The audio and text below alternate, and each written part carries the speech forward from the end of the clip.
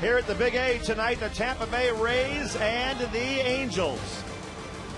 Joe Maddon's team coming in to face his former team, the Angels, and Maddon has this lineup for tonight's game. He starts with his shortstop, Jason Bartlett, then Carl Crawford and Evan Longoria. That's solid. Top three right there. Zobrist is having a great year. Carlos Pena, Pat Burrell. Willie Ibar, Eric's brother. Greg Zahn is catching. And B.J. Upton, surprising to see him batting ninth.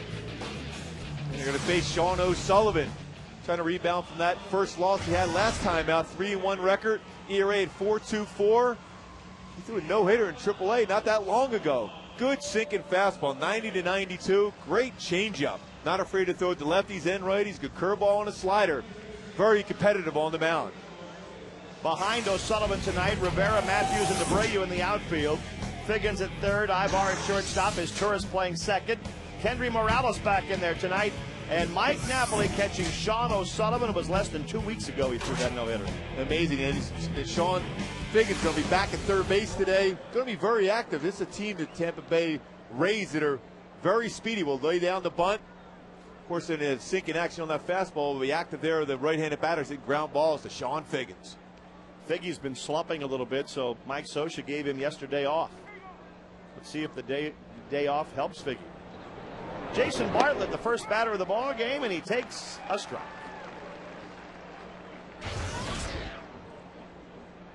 That's some great numbers at 336. Last time the Angels had played Tampa down in the Trop, he was not available. He's hurt. And Bartlett lifts one to center field. Gary Matthews makes the play.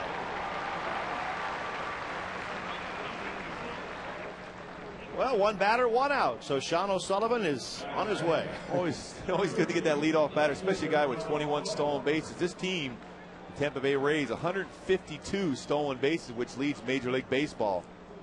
Well, Madden has them being very aggressive. One of the reasons they can run so well is the guy at the plate, Carl Crawford. I mean, if Crawford were a New York Yankee, you'd read about him every single day. This guy is really one of the best players in the game. Oh, and O'Sullivan hits him with a pitch.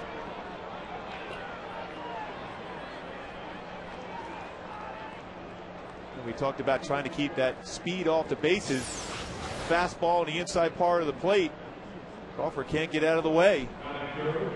And as a young pitcher, you do have to establish in. That's a pitch to Crawford. No chance to get out of the way of that one. But look for him to try to steal right away early in this count. He stole 25 a year ago. The batter now, Evan Longoria.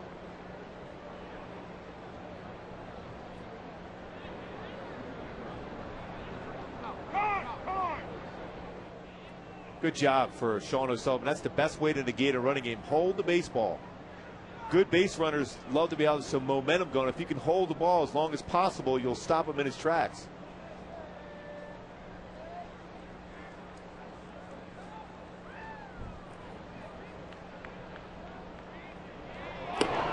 O'Sullivan definitely does that. He holds the ball, he throws to first, slows them down as well as he possibly can. He was leaning that time, Carl Crawford. He looked like he was ready to go. Tampa, as I recall down there at the Trop, they will steal early in the count. They don't wait to see if Mike Scioscia will put a pitch out on. They're going to go right away.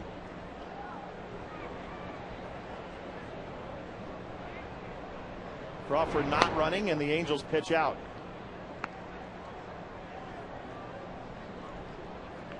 The key to a pitch out is to try to keep everything as similar as possible. If you're going to hold the ball in the stretch position, you got to try to do that as the pitch out too, because if you go quicker, you're going to tip something off, and that's what Sean O'Sullivan did there, and that's why Carl Crawford did not go. Now he's going. The Angels pitch out again, but Crawford's going to beat it easily.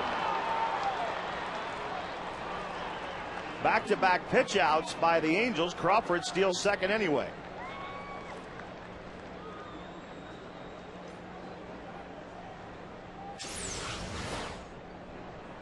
Pretty good jump. They had a chance. The low throw, though, one hop. Ibar did a nice job as far as trying to catch that ball and apply the tag. A close play. It's played by Eric Ibar to be able to catch that and try to tag him on there. Now 2-0 count with back-to-back pitch outs to a very powerful hitter in Longoria here.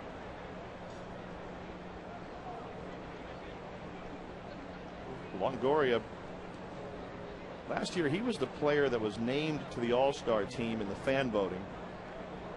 And in that final leg of the voting, he got 9 million votes. I mean, it was a landslide.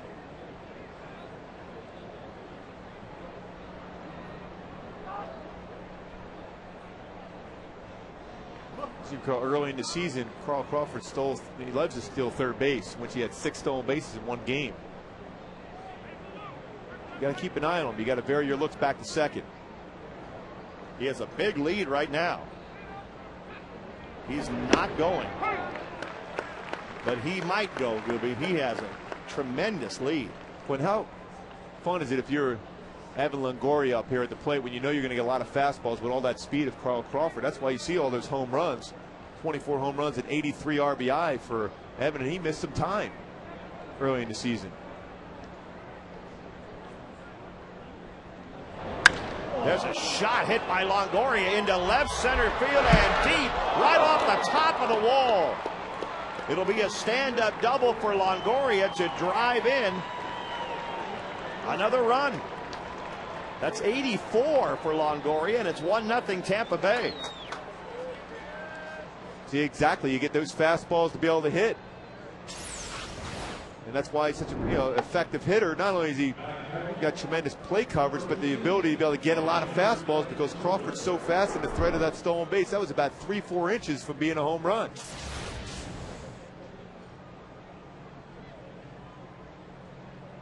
Crawford disrupted things when he was out there, didn't he? Oh. Hit by a pitch, and next thing you know, he's in there in the dugout with a run scored. Ben Zobrist at the plate. An all-star this year. Zobrist hitting .288, has 19 home runs, 58 runs batted in, and he kind of came out of nowhere. He's playing second base part of the year. He's playing right field tonight. Basically, he is an outfielder, but he's having a tremendous season.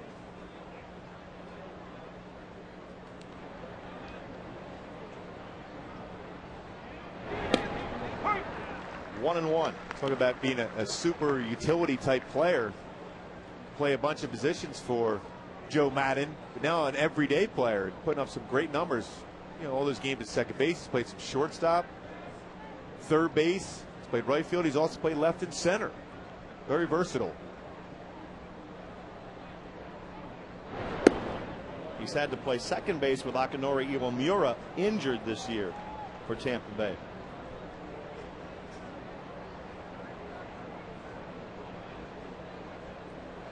This wasn't just a once-in-a-lifetime fluke last year. This is a good team. They were last year. They are again this year. And they're right in the mix in the wild card race. The pitch high and outside. The Rays start the night a game and a half behind for the wild card. And they're trailing Boston and Texas, who are tied for that lead.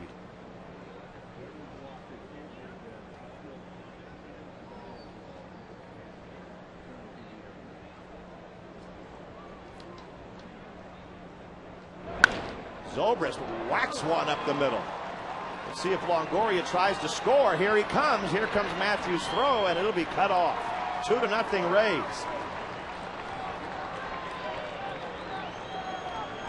Well, a familiar theme. The Angels falling behind early in the ball game.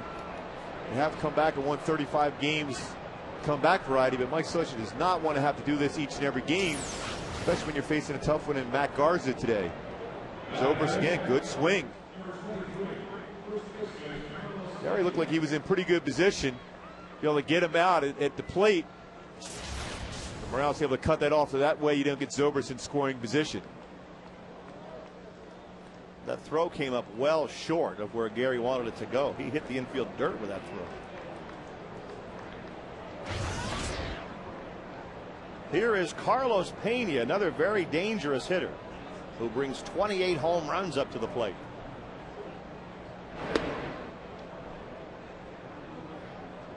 Zobrist with 13 stolen bases himself. So this team, 1 through 9, will steal some bases against you.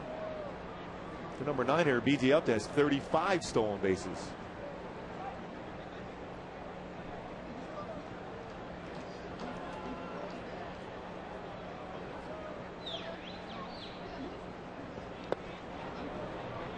I wouldn't call them an exact copy of the Angels, but it's safe to say Madden brought a lot of that philosophy to Tampa. Similar to their build around speed, pitching, defense. Also, they have pretty good power too. As a team, they've hit 141 home runs, so they have the ability to hit the ball out of the ballpark, but they can manufacture a run very well also, similar to what Joe used to be seeing over there when he's a member of the Angel staff.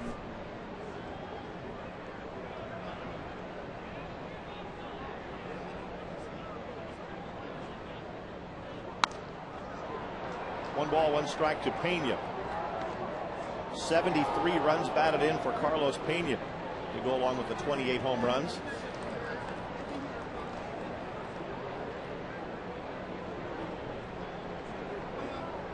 Putting on a sign there just to make sure they have an idea just in case Zobrist is going, but man, he was behind 2-0 early in this game, especially after that game yesterday in which he didn't play particularly well. Sullivan tried to get through this inning.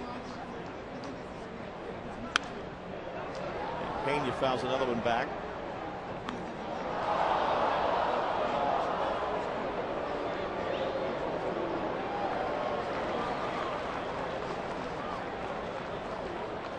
One ball, two strikes to Carlos Pena. Even though he has the big power numbers, he is hitting just .213. And he is susceptible to fastballs up and in. If you go in there, you have to go in with authority to make sure you don't make a mistake out over the plate, because he drives the ball very well to left field.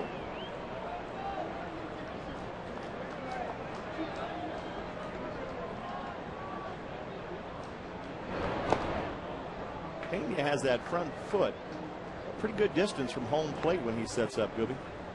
What that tells you, Roy, is that he's going to be a guy that's going to dive in towards the plate. Again, when you do that, you are susceptible to fastballs inside, but a lot of pitchers won't go inside because you're afraid of making that mistake.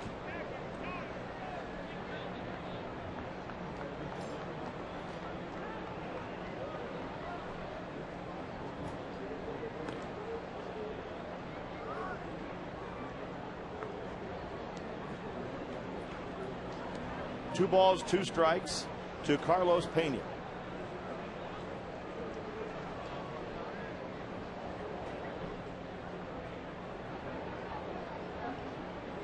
Well, you can see how far away that front foot is from home plate, so your first step is going to be towards the plate. And O'Sullivan gets him swinging. First strikeout of the night for Sean O'Sullivan. Good off-speed pitch. Changeup by O'Sullivan here. Good action on there. Carlos Pena reads fastball because that's the arm speed, but it's the grip that takes away the velocity of that pitch.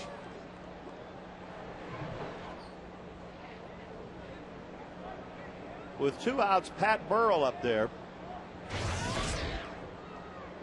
Veteran infielder who is DHing.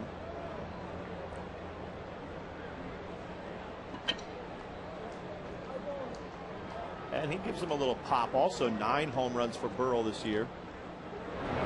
And he lines one to right field. Playable for Bobby Abreu. And that'll be it for the Rays in the first inning. But Tampa Bay puts 2 on the board in the top of the first.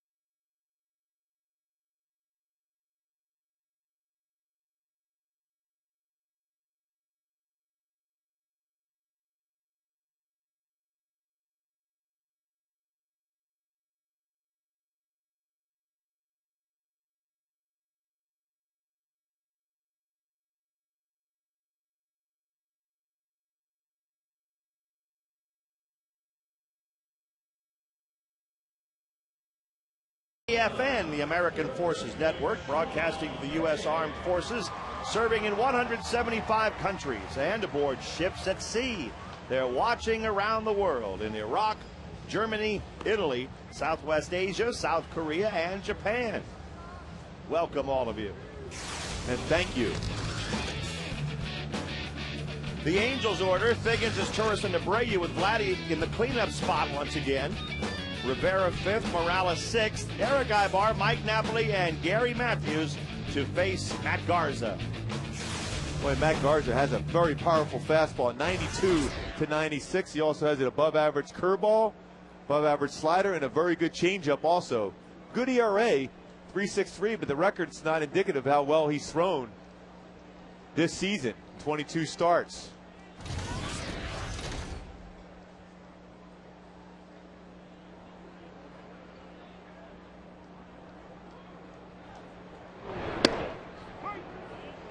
Figgins takes strike one from Matt Garza.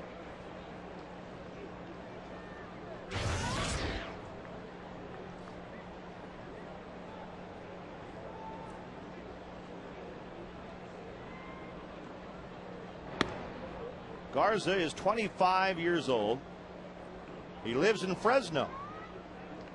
Born in Selma, California. They got Garza from the Minnesota Twins. 1 ball, 2 strikes to Sean Figgins. Well, that was a pretty good deal for the Rays as compared to what the Twins. Delman Young hasn't quite worked out for the Twins. The Rays get Garza and, of course, Jason Bartlett. They're solid shortstop, so it's a great trade by the Rays.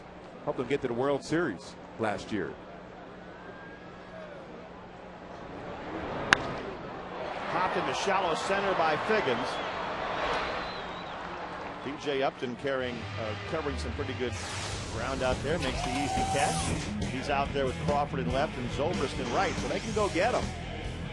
Longoria, Bartlett, Ibar, and Pena around the infield with Zahn catching Matt Garza. They recently acquired Greg Zahn. Well, it's a very solid defense, Tampa. And Carl Crawford covers so much ground. We saw him make some of the most athletic plays in left field we've seen in a long, long time. Covers a lot of ground. Decent arm, not above average arm, but a solid, consistent arm. But boy, can he cover the ground. Meiser is Turris up there for the Angels.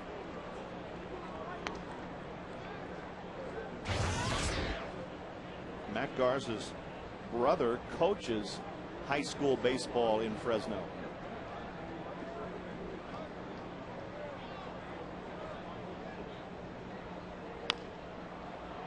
Tapped foul by his Turris.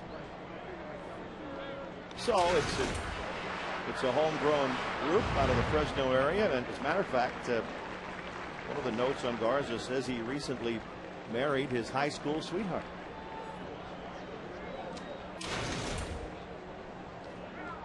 0-2 to his Turris. Now a ball and 2 strikes.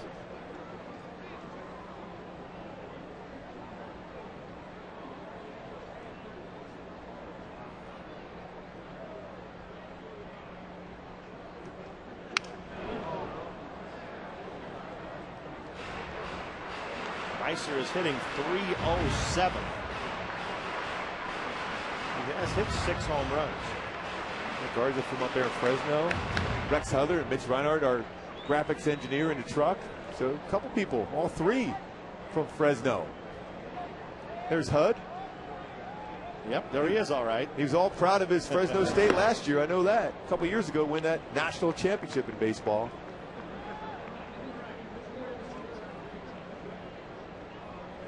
Two balls and 2 strikes to his Turris.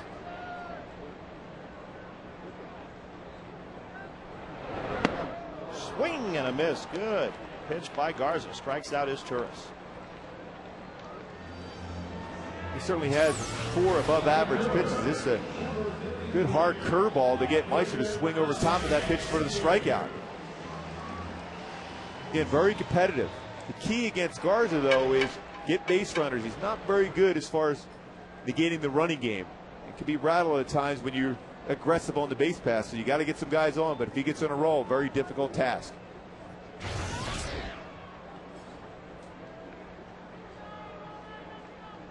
Here is Bobby Abreu. Fastball for a strike. 98 miles per hour on that fastball, Gooby. Fluid. Not a lot of wasted energy, too, in those mechanics for Garza.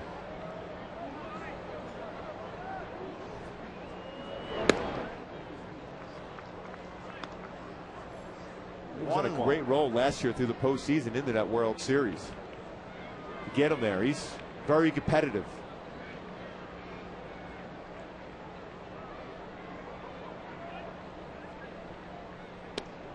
He was the ALCS MVP last year. That was a great series against the Red Sox. Sure was. The Red Sox still smarting from being swept by the Yankees. They went back to Fenway tonight, and they're leading Detroit 6-5 in the bottom of the 8th. The Yankees went home and lost to Toronto 5-4 Blue Jays. Remember David Price closing out that game, Game 7. At that point, barely had any time in the big leagues, and then thrown out against the Red Sox, Game 7 at the Trop. He was solid. Now remember this rotation for the Rays.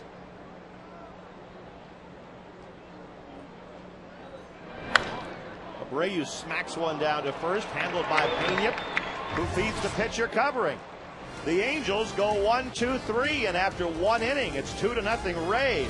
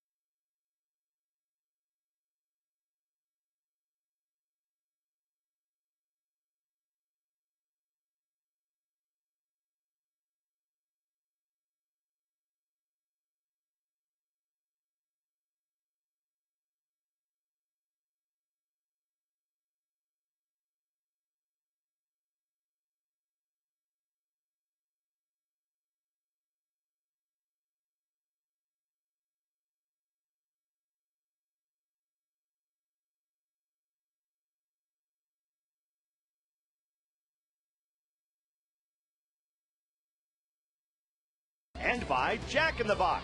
Right now, get the $2.99 big deal featuring a cheeseburger, a taco, small fries, and a small drink for just $2.99. Second inning at the Big A. It's 2-0 Tampa Bay, and the batter is Willie Ibar. I think the first thing you notice is how much bigger he is than Eric Ibar.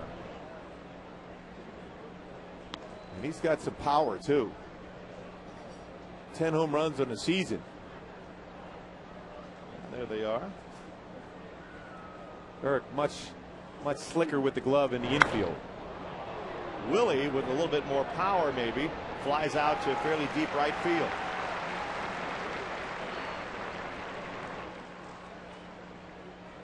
Fans break out the Red Week presented by Big O Tires concludes Wednesday. This is your last chance to purchase select view level seats for just $5 or right field pavilion for $10 when using the password. The password is red. Thank you very much. They took advantage. They did. They knew the password. They knew the last chance was coming, and they weren't about to wait around and let it pass them by.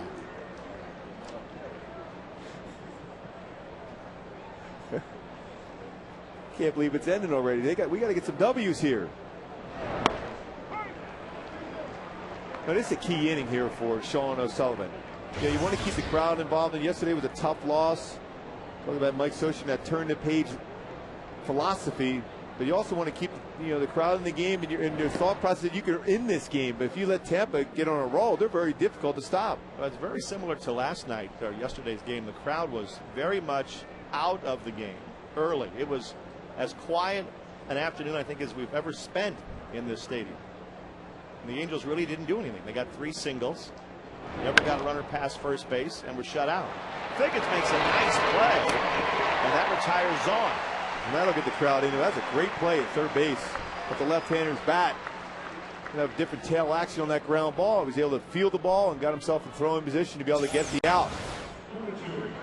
It was hit hard too by Zahn. Sean Figgins, great reaction, makes the play. Kennedy out of the way there at first base also, but that ball was almost by Sean Figgins before he made the play. That's what you need, your defense to pick you up. Throw up at 0 to get the offense going. B.J. Upton takes a curveball for a strike. He's hitting .239. 7 home runs. He has some speed. In fact, these are the 2 teams that rank first and second in stolen bases in all of Major League Baseball, the Rays and the Angels. You often hear the phrase that number 9 here is almost like a second leadoff guy. Well, you have 35 stolen bases out of B.J. Upton. At the top of that lineup, Bartlett with 21 and Crawford with 52. You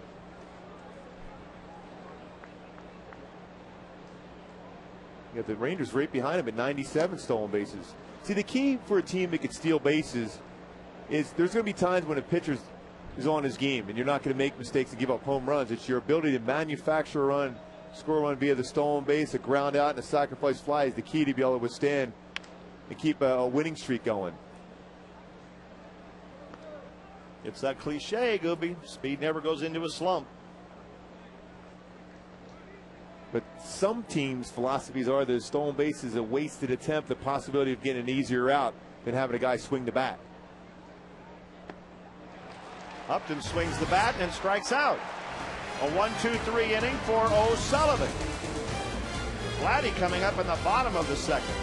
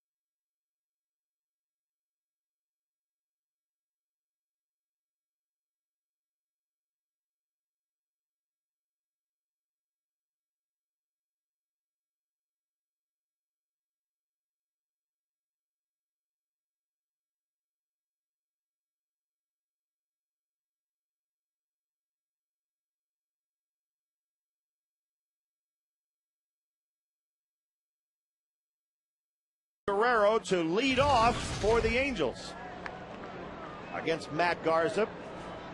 Garza has a great fastball. Vlad's been known to turn one around every now and then. Every once in a while. Especially get the Rays at a 345 clip. So he's turned around a number of fastballs in the Rays pitchers. And that one a little bit high even for Vladdy. Well, he thought about it. Yes, he did. Good eye. Well, when you're a pitcher going against a guy like Vlad Guerrero, who has, you know, up there swinging at almost every pitch, it's such a great challenge. You feel good about going after it. He hits one well into center field. B.J. Upton goes back. He turned it around. Home run, Vlad Guerrero.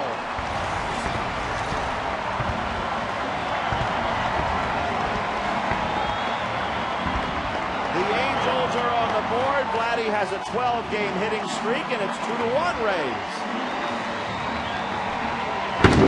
Boy, that was a great swing after that high elevated fastball. Garza tried to sneak a slider by him, but Vlad squared that baseball up, hits it to center field, right over the Mike Napoli bobblehead sign. Boy, that ball was crushed. They got that in a second. B.J. Upton gave one step to nut. I had no chance at that one. Another hard hit ball, but that one's right at the second baseman, Ibar, who misplays it. Juan Rivera's aboard on an error by Ibar. A one-hopper right to him. Well, he hit it hard, but that's a play you have to make as an infielder. It's a break. Wow, what a swing by Vlad. That's a hanging slider. Vlad, this good extension. Hits that right up in our camera well. Oh, it's way up in the rock pile. Now 399, just one home run away, tied with Al Kaline and the big cat, Andres Galarraga. Kendry Morales up there now. Garza's a young guy and at times emotional on the mound, so now he's given up a home run. Then they make an error behind him. Keep an eye on him, huh? And we mentioned the fact before is although Juan Rivera with no stolen bases, just the thought of an Angel team that will run, he's not real good as far as negating the running game. And that can affect him at times pitching out of the stretch. The Angels have the one guy at first base right now they probably would not run. Kendry whacks one up the middle for another base hit.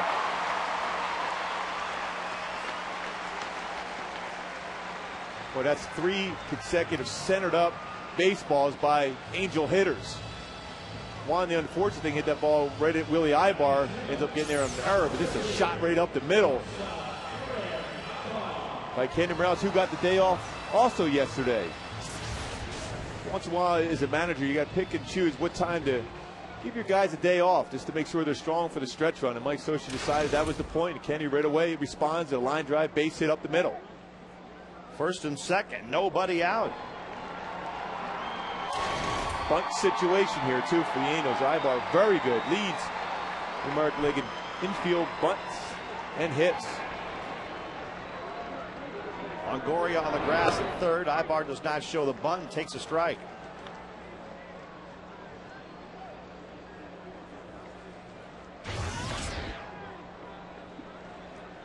Having a solid year of hitting over 300. He's at 309 right now. 2 on, nobody out. Rivera at second, Morales at first.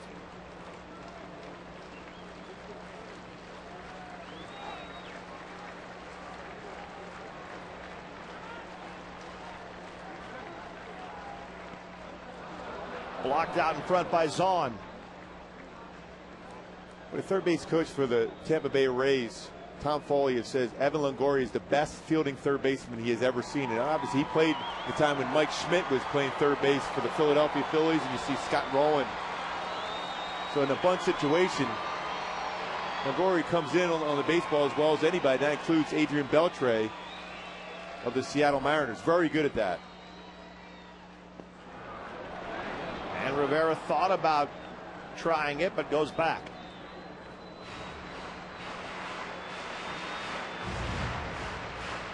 Two and one to Eric Ibar. Zahn having some trouble behind the plate these last 2 pitches. They almost got away from him. Again, trying to get familiar with this staff for the Tampa Bay Rays. Very good as far as calling the game behind the plate.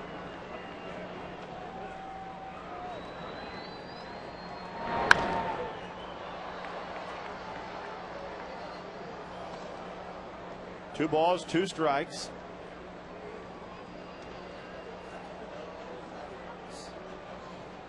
Mike Napoli due up next for the Angels.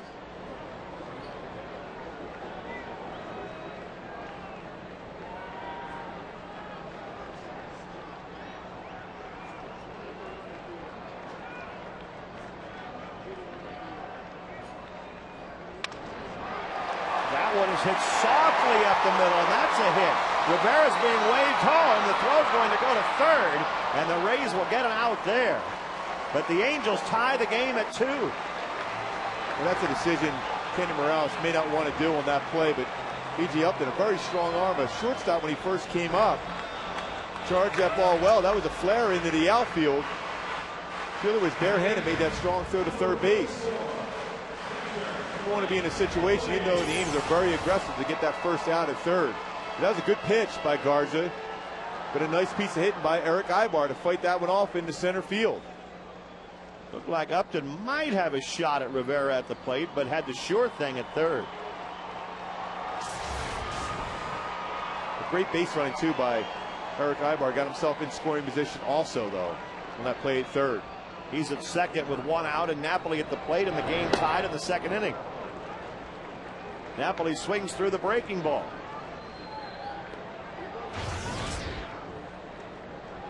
Mike hitting .290. 16 homers, 43 runs batted in. Ibar good speed at second base as long as his brother doesn't cut in there and try and pick him off.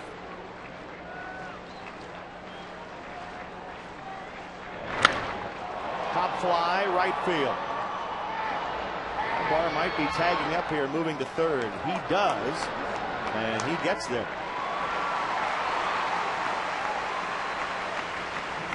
Two outs in the inning. And Gary Matthews will try to drive in a run. United with Ibar does very well as far as getting secondary lead and reading pitches in the dirt. And Garza a couple pitches this inning already in the dirt. He's got 2 wild pitches on the season. He overthrows a pitch. Ibar reads that so well as far as how far the ball has to be away from the catcher before he'll try to score. Matthews now hitting .250. He's driven in 35 runs.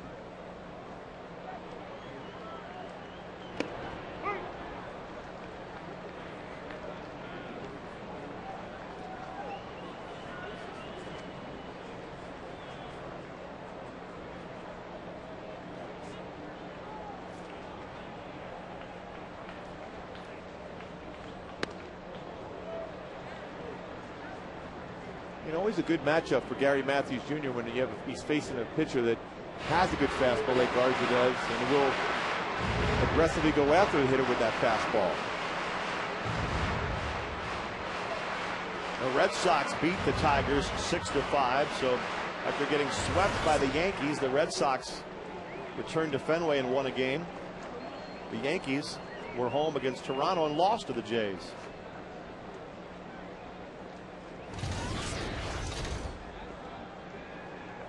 Tampa Bay has to keep their eye on what the Sox are doing because of the wild card race here for the last almost 2 months of the season.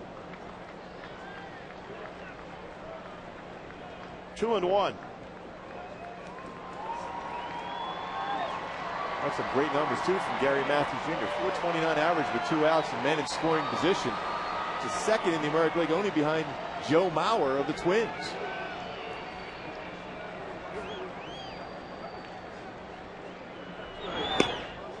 Baseball is such a long season. We feel like we're in the pennant drive now.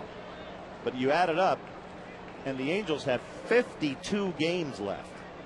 That's a lot of baseball. But the month of August, though, as a player, this is the time of the year where, you know, obviously, you know, pitchers' arms are tired a little bit. Bats may be a little slower in the heat. These are the games in which the good teams rise to the occasion, though.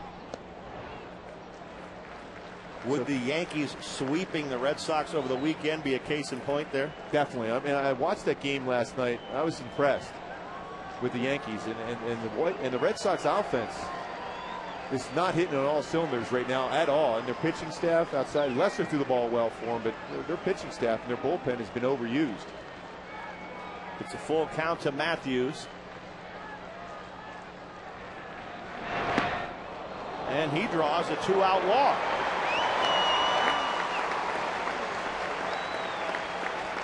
Runners on the corners for the Angels, and back to the top of the order, Sean Figgins. Mad's not so sure that would miss. That was a pretty good curveball. May have been about an inch or two off the outside corner, but Matt Garza, an emotional pitcher, wanted that pitch. And when you don't get that, you know, sometimes you lose your concentration. That's why Greg Zahn going out to talk to him right now to settle him down. The home plate umpire is Laz Diaz tonight.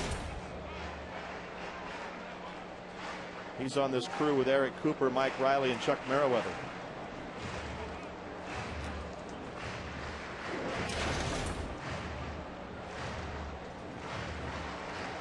Figgins was up last inning. He's 0 for 1.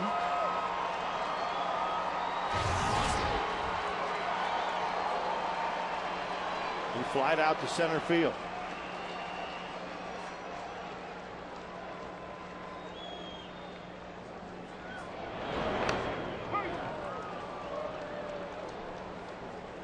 Runners on the corners for the Angels. Ibar and Matthews. The Angels have scored twice here in the second inning to tie it up.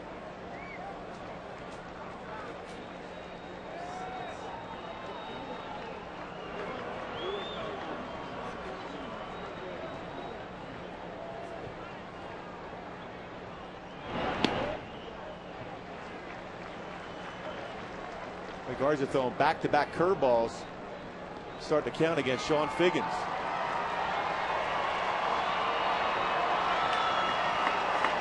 That good fastball. After slowing at 76 mile an hour, they'll try to sneak some cheese on the inside corner on him.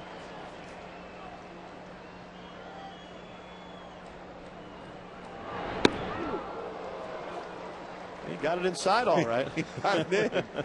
It's firm, that fastball. Sean Figgins, such a good eye now. Early in his career was a guy that was aggressive at the plate. Now sees a lot of pitches. Up there with Bobby Abreu as far as leaders in the American League, as far as seeing pitches, eats it back. He's learned the game, Gooby, on the big league level. Coming right back in, some cheese on the inside corner again.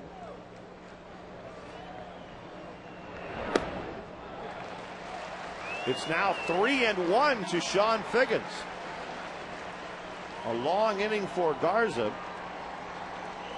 who has thrown 22 pitches in this inning. Is Turris on deck. Talk about he's not as comfortable pitching out of the stretches compared to the full windup.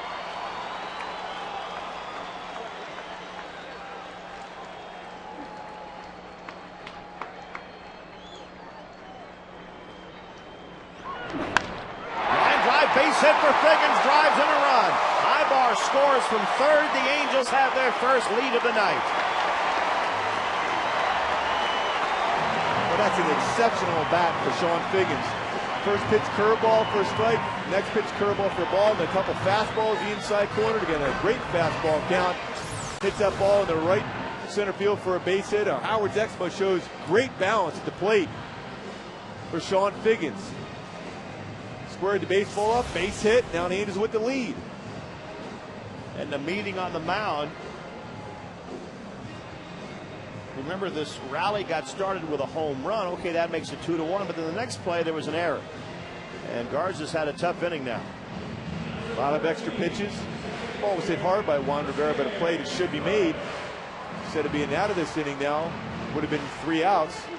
He's still in a bad position because Meiser, very good with runners in scoring position. There's the guy who made the error, Willie Ibar. Tough play, but a play he normally is going to make.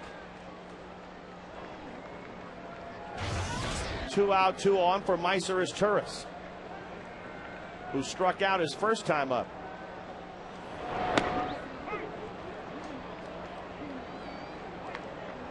Meiser, the 8th man to bat in the inning.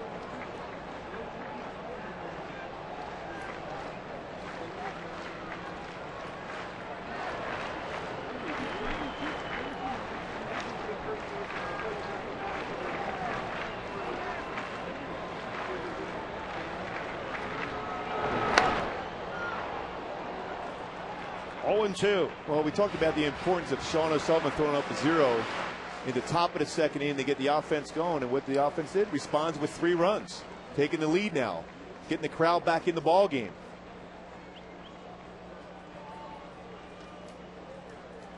Glad with that shot. The center field got it rolling. Hanging slider. Got out in a second.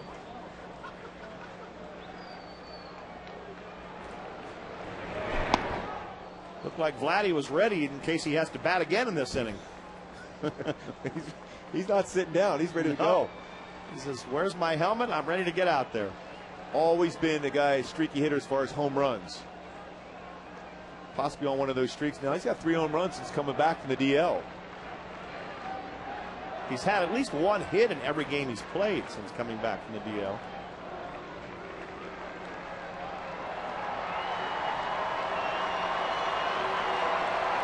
Long inning for Madden also. He's had a lot of fun here at the Big A as an opposing manager. 1-10 record. Chopper hit toward first base. Pena makes the play. But Vlad Guerrero got the inning started with a shot to left center field, and now it's 3-2 Angels.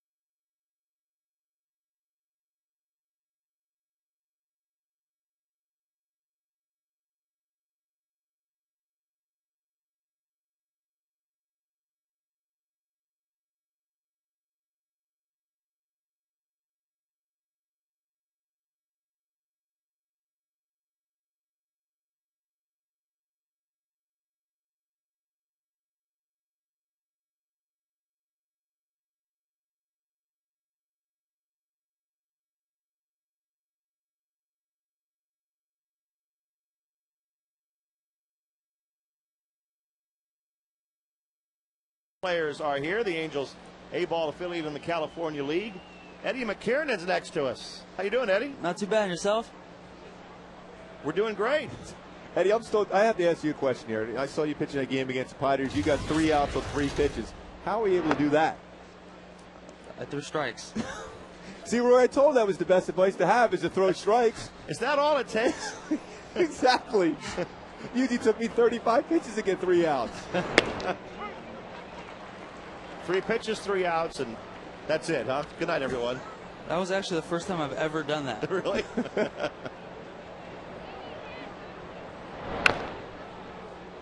How's your year going with the Quakes? Pretty good. We're doing pretty good. I mean, as a team and everything, and just trying to do my job. You got some pretty good time, though. You got a chance to pitch in spring training quite a bit. Yeah. Did that help? Oh, it was a great experience. So, I mean, your feel for when you face big league hitters, what do you think? I mean, as far as, you know, the difference between the minor leagues and the major league level. Oh, here's a shot to left field. The difference? Jason Bartlett has tied the game. We got a little bit better eye of the plate, I would say. Well, you can see this pitch right here, not located, and you probably know Sean O'Sullivan very well here. Jason Bartlett, quick bat. Now with his 11th home run on the season. Again, you talk about the difference seeing the pitches. That's an off-speed pitch. And as a pitcher, you're trying to get it down in the zone, and that ball was elevated enough. You see big league hitters don't make mistakes when they see a pitch out over the strike zone like that. Angels' philosophy, throw the knees. Throw the knees. That's a good philosophy. Throw strikes, work down in the zone. Carl Crawford up there now for the Rays. And Crawford hits one in the air to left field. Out of play. Well, there are some parks, Eddie, in the California League that aren't necessarily pitcher friendly, though, aren't they? Yeah, especially in our Southern Division. Right. So you talk about the philosophy of the Angels throughout, the major league level and the minor league level. Can you explain some of those philosophies as far as whether you're on the mound or with the hitters, or what the mentality of how the team goes about their business? One of their big things is pitching inside, and then you got 3 pitches or less, and throw to the hole, which is down in between the hitter or the catcher's legs. I like that philosophy. So they want you to get an out within 3 pitches. That's what your philosophy is going to be: is get within 3 pitches, get your out, or at least have the ball put in play. Yeah, just to go right at them. That makes a lot of sense when you think about it. That way you're not wasting pitches. The hitters aren't seeing a lot of your out pitches at that particular point, and you can go deeper in the game. Yeah, especially as a starter.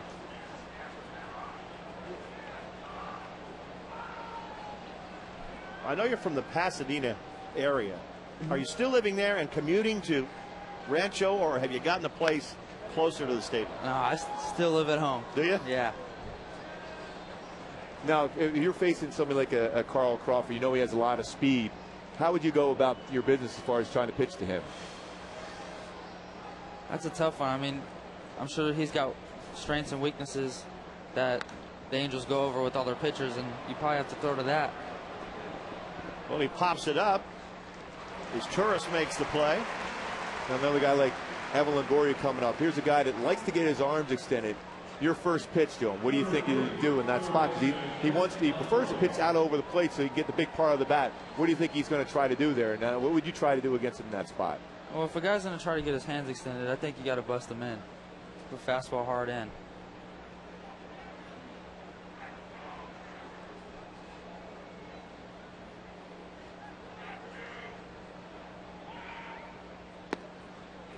Evan Longoria up there. Well, growing up in the area, did you have any Angel heroes, Eddie? Actually, I was a big Scott Shields fan. Were you really? Yeah. It's a shame he's not here tonight. No. But you got to know him in spring training. Yeah, which was a great experience. What was it about Scotty that you liked? I just like his aggressiveness on the mound. His mound presence, I think, is awesome. Eddie, what kind of goals have you set for yourself this year, as not only as a pitcher, but also as your organization and as a team? I mean, as a team standpoint, we always make the playoffs and see how far we can go on that. As a personal, I just want to keep getting better. That's about it. What's next for the Quakes? Are you guys home, or what's happening? I think we're home for the next 6 or 7 days. We got High Desert coming in, and then I think Lake Elsinore.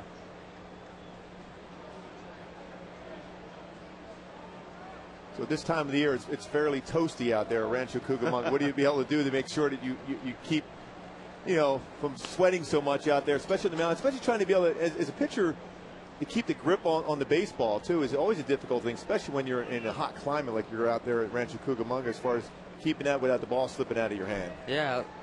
Lately, luckily, we've been pretty lucky with weather. It hasn't been too bad. We get a nice breeze, and then by game time, it's maybe in the 80s. But during the day, yeah, it could get up there. It's pretty hot in that desert, I guess you call it. How's your move at first base, by the way? You got a base runner here at first base. Quick move? Something you work on as a team? I definitely need to work on it. That's the thing, though, when you're whether it's a slide step or varying your looks to first, that's the toughest thing for any young pitcher to be able to develop, because you're so used to grabbing a baseball and being aggressive and throwing strikes, but that's a part of the game you're going to have to learn as far as shutting down that running game. Oh, yeah, I think that's huge. Ben Zobrist up there for the Rays. Eddie, Gooby's always been a tremendous admirer of Tremor. Tremor. Mm-hmm. And mascots in general. Yeah. If there's any way you could get the Quakes management to give Gooby a chance to just put on the costume one night even. I think we could manage to do that, think definitely. So? That would fulfill a lifetime dream, I tell you. That'd be awesome. Yeah. Except we got to put Gooby on the back, so we want him to get the credit for it. All right, I think we could do it. He could definitely fill that suit very nicely. No, I mean, that's a true professional wearing that suit. You wouldn't want me to go in and downgrade Trevor.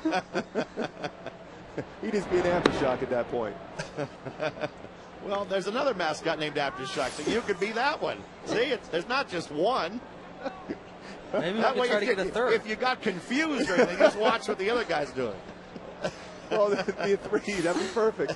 That'd be good for me. I would love to do that. Who's that third? Who's that tall mascot? Doesn't seem to know what to do. I had to deal with this stuff every night, Eddie. Can you believe this stuff? I feel pretty good about myself right about now, being a mascot. I think I can do it. Well, we'll look forward to it. Yeah. You see what happens when you're an ex-player? Your career is ahead of you, but when you're an ex-player, you dream of being the mascot. All right, that's what I got to look forward to. Yeah. Awesome. Yeah. Oh, a high throw from Napoli sails into center field, and the Rays have stolen another base. Evan Longoria. And when you're facing a team, say you're in the dugout today with a chance to get in the ballgame, you look at the Rays. They lead Major League Baseball as far as stolen bases. Do you think a lot about that, or just worry about attacking the batter itself? Or is it obviously a part of the game? You're going to have to use both things, get the batter out, but also slow down the running game. I mean, of course you're going to want to get the batter out, but if someone does get on first, you might have to be a little quicker and know who your runners are, definitely, especially if they're stealing a lot of bags. 3-1 to Zobrist, and he draws a walk. So the Rays have a couple of men on with one out, and Carlos Pena coming up. You were signed by Rob Wilfong, right? Yes. A former player, former Angel player. And how did he get you, Eddie, to sign that dotted line? Well, it wasn't too hard. Just say, give me the contract. Yeah. I mean, he goes into my aunt's work a lot, actually, as well. Now, what? She's a bank. She works at a bank. Okay. So when he came at me with what he had and I signed, I helped my aunt out too. So it was kind of all three of us together, which was cool. That's perfect. Yeah. Signing right by the bank. I can't get much better than that. No. Well, that's what a young player likes to hear. Meet us at the bank. Nah, I mean, growing up watching the Angels all the time, but yeah, always want to throw on an Angels jersey. So I figure if any team, why not be them? Absolutely. Pena hits a bullet caught by Morales, and they don't quite get the double play. Zobrist back into first base, diving in. Well, that's a pretty good base running by Zobrist to get back. Most runners are going to be doubled up easily on that play. That ball was scolded at Kendall Morales, but he reacted well to be able to get back.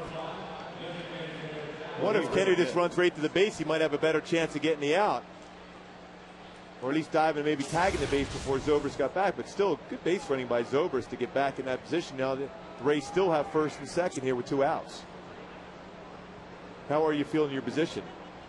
I played short in high school and stuff, so fielding, I would say, is a little bit better than holding runners on. Definitely, yeah. What high school did you go to? Monrovia. Oh, yes. Pat Burrell hits one foul. Now, after the season, you go into instructional ball, winter ball, or anything like that? Anything set up for you? I got invited to go back to instructional league this year, which is pretty exciting.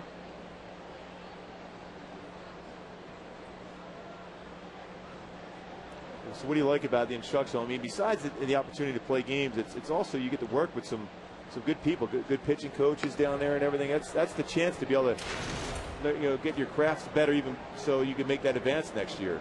Yeah, and you're playing with different guys again, so you learn from each other a little bit more, and you get to work on the stuff that you might have struggled with throughout the year.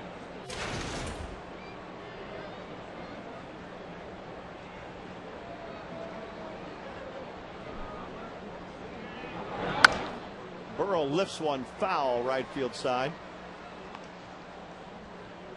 1 ball, 2 strikes, 2 out, 2 on. So how was it when you all your teammates coming down before the game, an opportunity to walk around, be on the big league field, and see some of the guys you saw in spring training for the first time in a while? It was cool. I mean, it's a good experience for all of us. I mean, we're so close that we should try to make more games than we do. And then when we get a chance to come out and look at this beautiful field and be like, all right, this is what we got to look forward to. Yeah, someday, huh? Yeah. Perfect motivation, that's for sure. Oh, yeah. Can you imagine? You have a beautiful stadium there in Rancho Cucamonga, but can you imagine being out there and there's 40,000 people in here? No, I think that would be something I definitely have to feel. 2-2 here to Pat Burrell. And he lifts a pop fly to shallow left. That'll end the inning. Eddie McKiernan of the Rancho Cucamonga Quakes and the Angels. Hey, man. Thank you. Thanks for coming by. Thank you. Thanks for getting me that job as a mascot, too, man. I Yeah, appreciate that. look forward to that day. Yeah.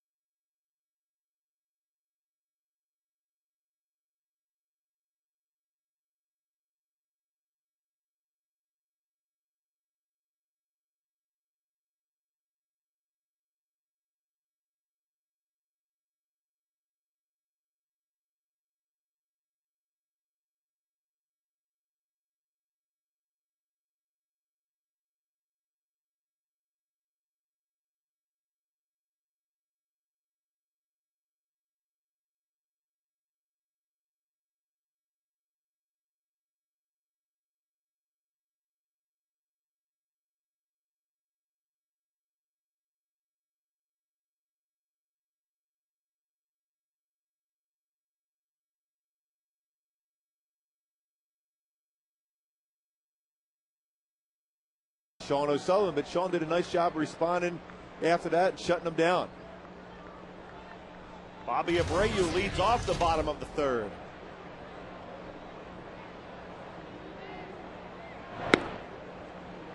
Texas not playing tonight, so the Angels, if with a win, will be 4 games up. And if they do not come through, they'll be 3 games up. He's on pace for another 100 RBI season. Bobby Abreu. Amazing the consistency throughout his career.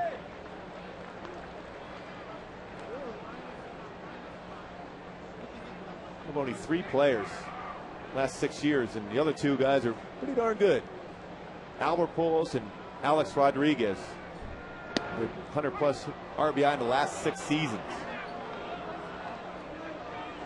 It's one of those things, though, Gooby, if you presented that as a trivia question, people would right away think A-Rod and Pujols.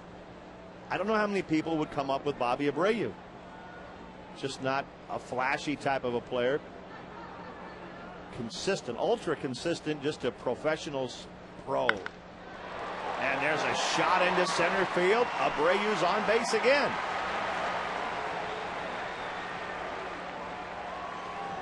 They're getting some pretty good swings against Garza, like this one. Boy, glad he got that hanging slider. That's our Jaguar performer. What a shot. 399 with the possibility of 400 career home runs for Vlad. And you can check out the new R Performance vehicles at your local Jaguar dealer or on JaguarUSA.com. One more home run and he'll have 400.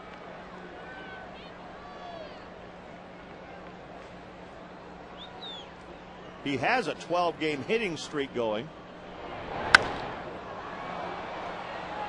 Fouls that one out of play on the first base side. Just got that in on him enough. Yes. A 94. He comes in with that same exact pitch. That's number 400 for Vlad. He's not going to miss that the next time around. If he comes back in. Well, he saw the swing too. He might not.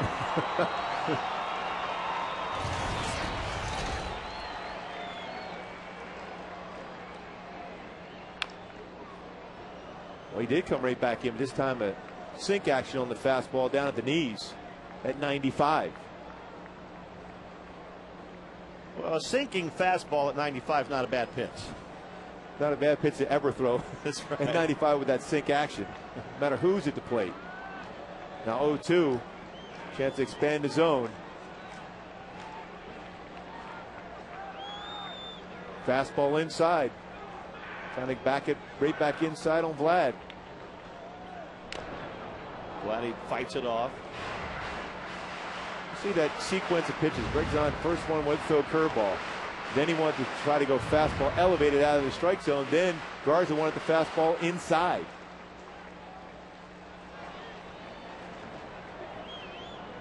I think Greg Zahn hasn't been around with the Rays a lot, so he's trying to get a feel for what his pitchers' out pitches are, what he's most comfortable going after a very good hitter like a Vlad Guerrero. Now he's going to throw a slider on the outside part of the plate, see if he can expand the strike zone. And that's been the pitch that has given Vladdy trouble.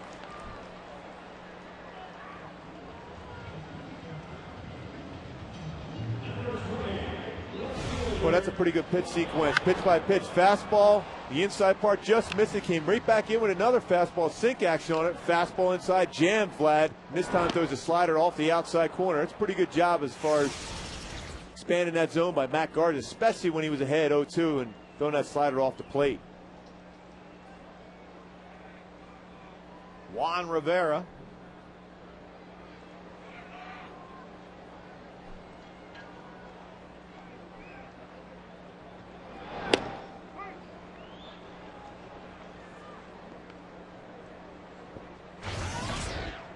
Rivera hitting .308, 18 home runs. That's 45 games. He had .322 batting average too. Rivera, very good going the other way also on that fastball. You're going to have to do that at times with a guy throwing 95.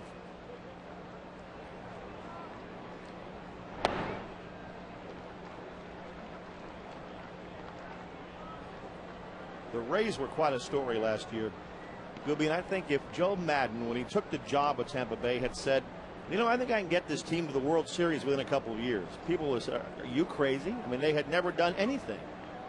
Joe's always the most positive person you'll ever meet. But getting to the World Series in that division, the AL East, it was a tremendous accomplishment. They beat out the Yankees, they beat out the Red Sox, and he got them there. I mean, this was a team that was more accustomed to being in last place. That's amazing. Previous 10 years in last place 9 times. They win the AL pennant last year, and this team is built for success for a lot of years. A lot of good young players.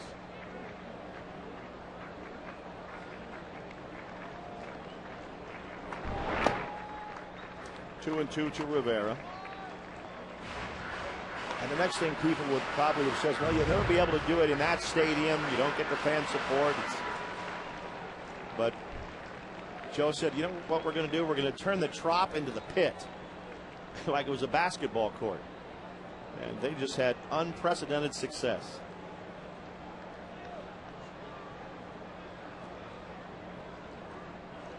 And then just to make it a little bit sweeter for Maddon, his favorite football team, which he had rooted for years without much success, the Arizona Cardinals, go to the Super Bowl. I mean, how do you have a year like that? I still got to talk to him about that. Joe Maddon rooted for the Cardinals when he grew up in the Pennsylvania area. Not an Eagle fan. Well, he took to the Cardinals somehow.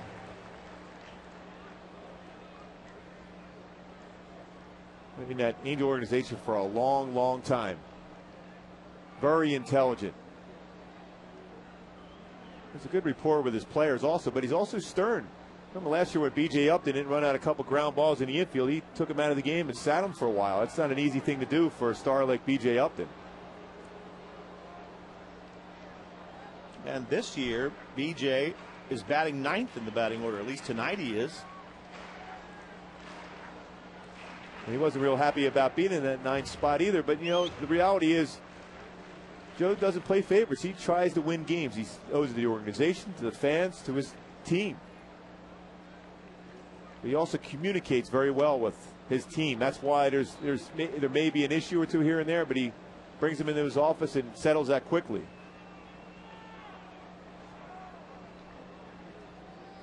Upton started the season as the leadoff man. 0-1 to Kendry Morales. Strike two. The Guards are doing a nice job as far as holding the baseball. Bobby Abreu at first base with 23 stolen bases. Hasn't figured him out quite yet. 0-2 count. Not a bad opportunity because you assume a pitcher's going to throw a breaking pitch, maybe in the dirt. If you get a jump, try to steal second base.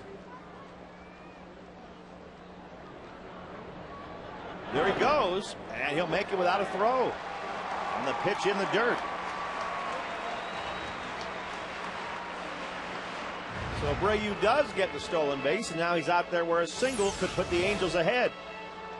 See, that's that pitch in the dirt. Always, when you're ahead of the count as a pitcher, you're told to throw either a fastball up and out of the zone or you throw your breaking pitch in the dirt. It's always a smart thing to, if you're a good base dealer, to take that chance.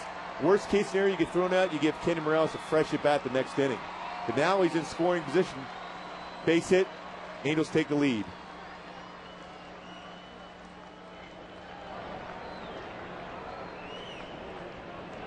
One and two to Kendry Morales.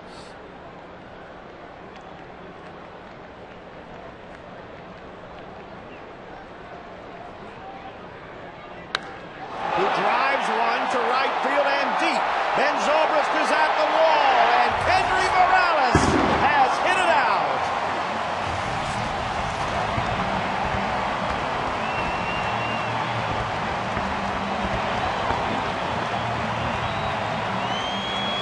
Number 24 gives the Angels a 5-3 lead.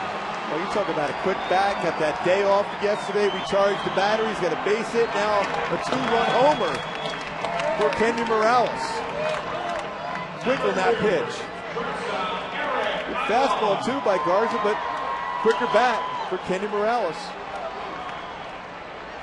24 home runs. He's certainly on pace to hit 30 home runs this year. That has to be, in anybody's book, a successful season that he has had.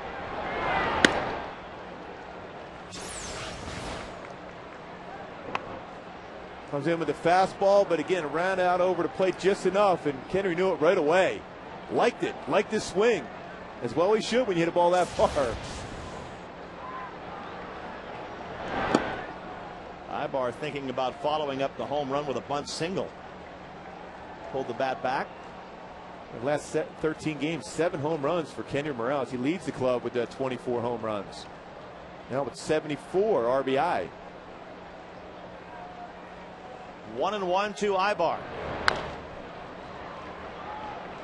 Pena feeds the pitcher covering, and that'll be the inning. But the Angels get a 2-run shot from Kendry Morales, and after 3 innings, the Angels lead the Rays 5-3.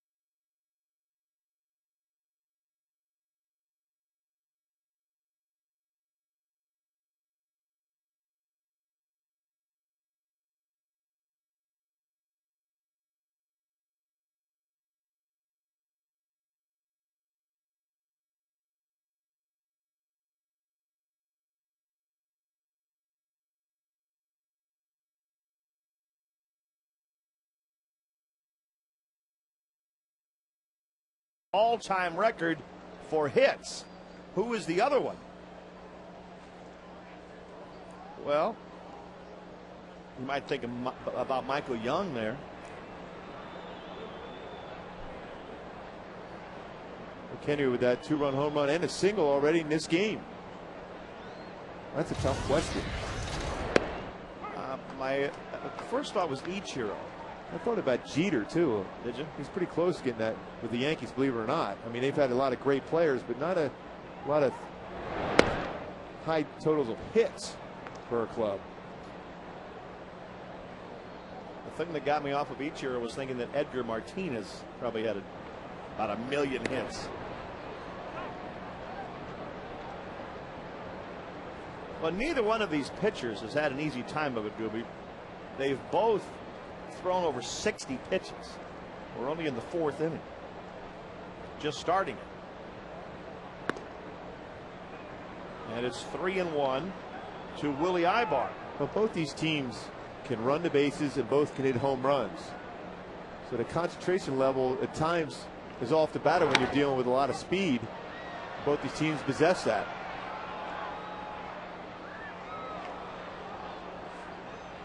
O'Sullivan has already walked a couple. He's also hit a batter tonight. And he's 3-2 here to Willie Ibar.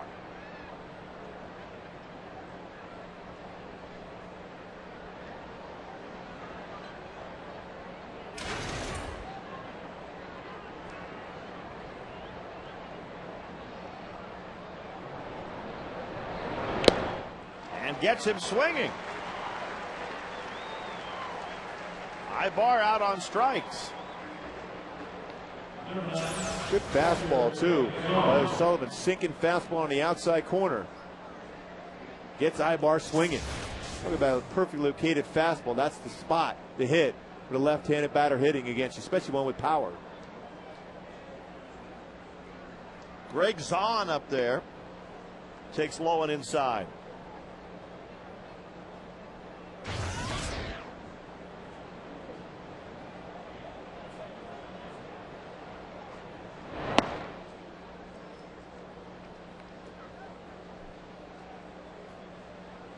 The Rays were able to pry Zahn away from the Orioles just last week.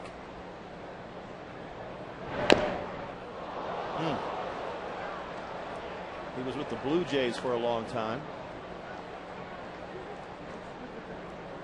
Nephew of former catcher and great MVP of an '83 World Series, Rick Dempsey.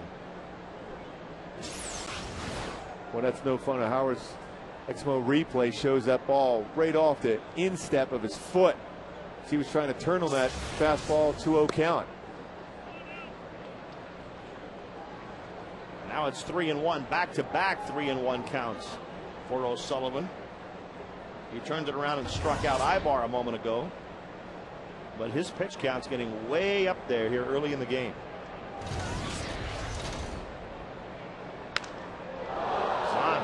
Absolutely shatters. There's part of it out near first base. And there's the rest of it. That's a scary thing, especially when you see a bat crack like that. Replay shows off the end of the bat too. It wasn't like he got inside on him to be able to shatter the bat. It was off the end of the bat. A lot of batters will have the big part of the center part of the bat bigger and then the handle very thin, and that's what happened off the end of the bat. Shatters it. Why you do that? To get better bat speed. Morales will take that one to the bag, so O'Sullivan has fought back from another 3-1 count.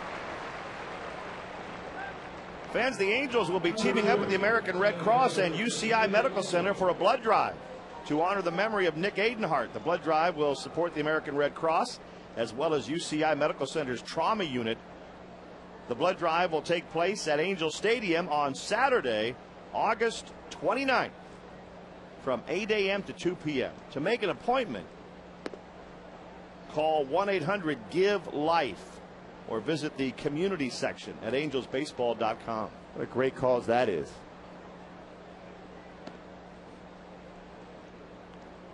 Two balls and no strikes to B.J. Upton.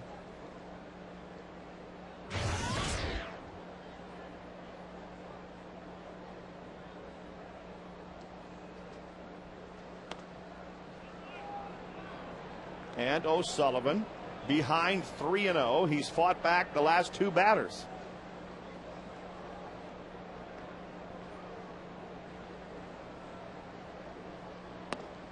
And there's a strike to Upton. Well, I was wondering if he was going to swing there 3-0. A lot of times when you're at the top of the order, you get the green light. But now in the number 9 spot for B.J. Upton, takes that 3-0 pitch. And pops one up foul. Might be a play for Morales. Kendry is going to have room. And O'Sullivan goes to a 3-ball count on all 3 batters and gets them all.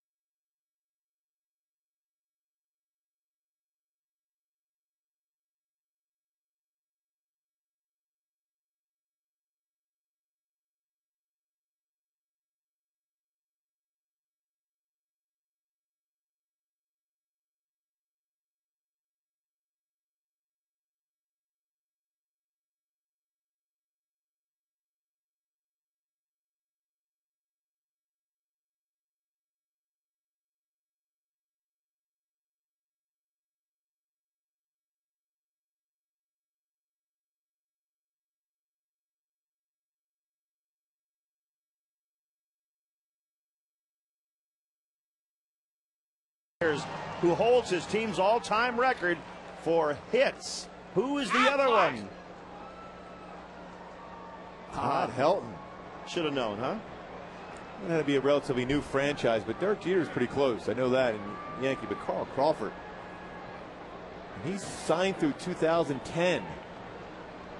You wonder how long the Rays are going to be able to keep Carl Crawford around. 1,200 hits, nearly 500 RBI, and over 350 steals. Napoli gets hit by the first pitch.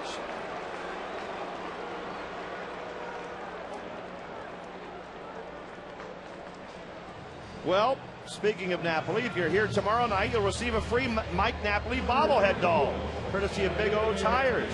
Select bobbleheads will have an authentic autograph from Mike on the item.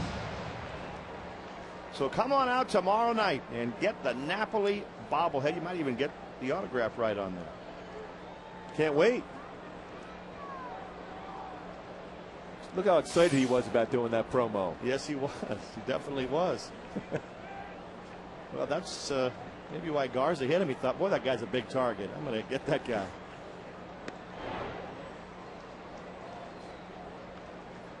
Gary Matthews up there at the plate for the Angels. By the way, not that Garza was throwing at Napoli, but did you read Ozzie Guillen's comments the other day? About they're going to anybody get, because Konerko's been getting hit quite a bit. He even got hit in that Angels series too, pretty good. If you hit one of our guys, we'll hit 2 of yours, was basically what he said. That's the old philosophy of Don Drysdale and Bob Gibson. You hit 1, we're getting 2.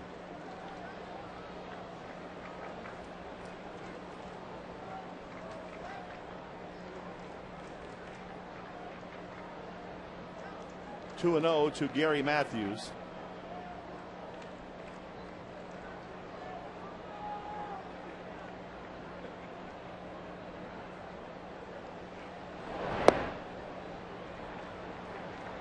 Now 3-0.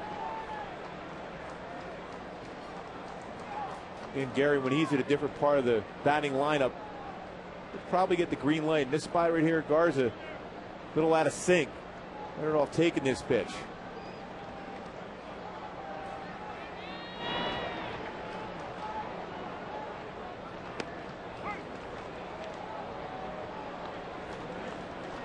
Now, Gary, the same fastball count as it would be 3-0, now 3-1. Perfect situation for Gary to be able to drive the ball, particularly the left center field. That inside out swing on that fastball, 94-95.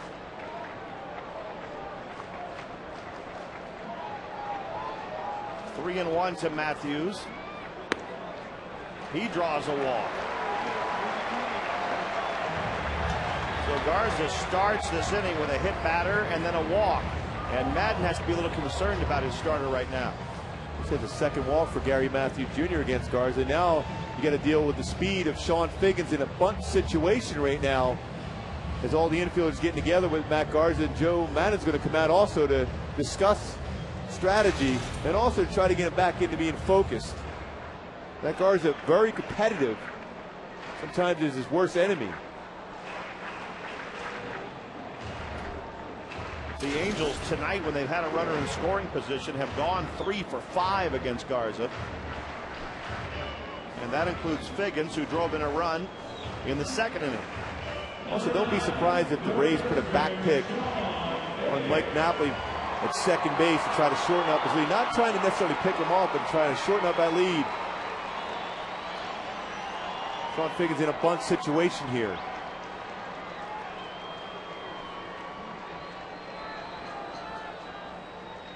Longoria just about even with the bag at third base. Now comes in a step or two. Figgy does not show any signs of a bunt and takes strike one.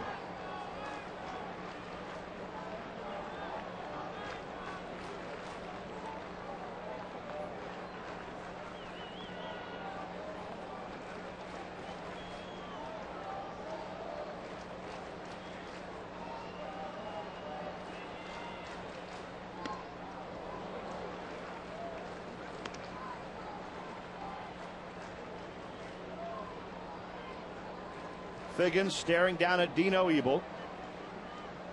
1 ball, 1 strike here. We haven't seen a bunt attempt yet from Sean.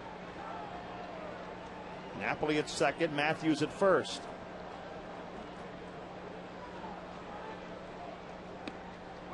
Strike 2 to Figgins. So the bunt's pretty much out the window now. Sean Figgins had a good at bat against Garza the last time up when she got a base hit.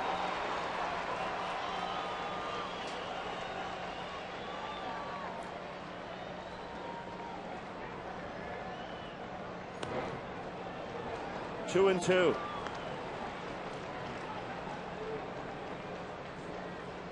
Garza's in a struggle right now.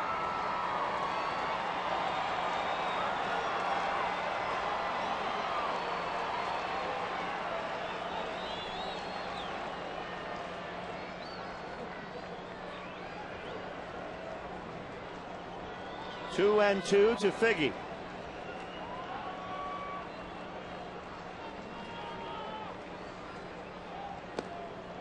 Full count.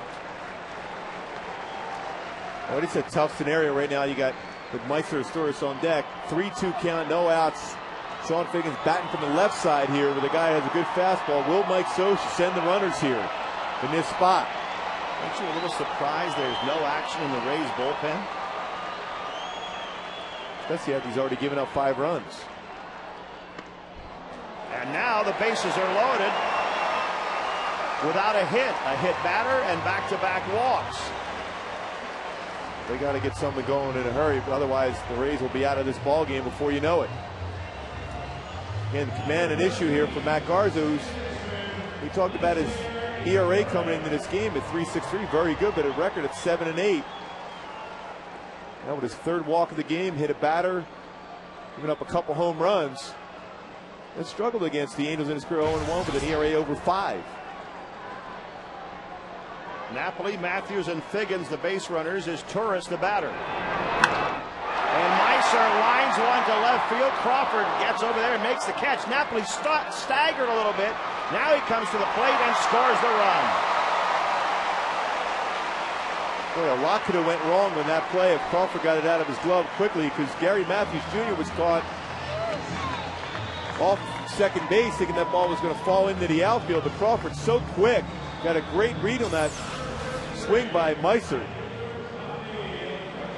And Gary's going, and then of course Napoli stumbled when he went back to the third base bag. And unfortunate for the Angels and unfortunate for Matt Garza and the Rays, the relay wasn't in the perfect spot, so Napoli comes across with the 6th run of the game and a sac fly RBI for Meiser. Now they get somebody up. Lance Cormier is warming up for the Rays.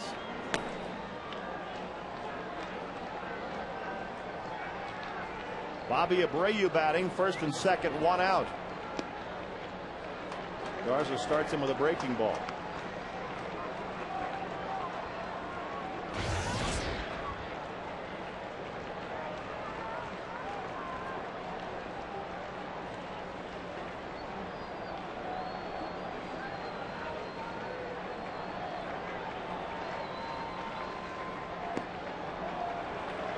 It's 2-0 to Abreu. The Angels have already scored 1 run without a hit. Garza getting close to 80 pitches, so he's over 20 per inning. He doesn't figure to be around much longer. And having a tough time with his secondary pitches as far as throwing for strikes. Now they're going to be forced into a fastball count 2-0.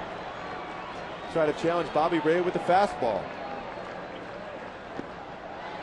Now it's 3-0 to Abreu. This has been the biggest struggle this inning here. He's already walked 2 and hit a batter. Not real good command in this game from Matt Garza, a guy that has overpowering stuff. We showed that graphic earlier. MVP of the ALCS last year. That's last year. If he doesn't throw strikes, even at 95 mile an hour, you're going to run into trouble. Bobby might have the green light here, 3-0. So Garza throws him a breaking ball. I haven't seen Bobby swing too often. 3-0. That was a surprising pitch, especially if that's out of the zone. You got bases loaded with Vlad coming up, who's already hit a home run against you. Gutsy pitch. If you throw that 3-0, chances are you might come right back with it again.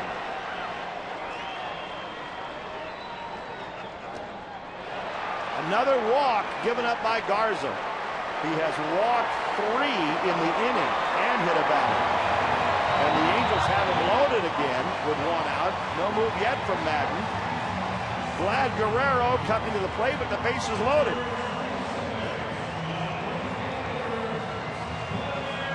Matthews at 3rd, Figgins at 2nd, Abreu at 1st. Talking to Dino Ebo, the third base coach, about the arm strength of these Rays outfielders. BJ Upton, above average arm. Carl Crawford, average to below average as far as arm strength, but does get rid of it well, and Zobrist very strong in right field. Vladdy homered his first time up. That's a slow walk out. That's a spot where generally you're trying to waste some time to make sure your bullpen gets ready. Well, Joe Madden doesn't look like he's poised to take out Matt Garza. Well, I'll tell you, if Vladdy were to get a hold of one right now, with the career he has had, to have number 400 be a grand slam would really be something special. But if it does happen, it's not going to happen against Garza. Madden's coming to get him. So we're in the 4th inning at the Big A. The Angels have the bases loaded. The Angels have a 6-3 lead over the Rays. And Garza, who just couldn't throw strikes in this inning, is leaving.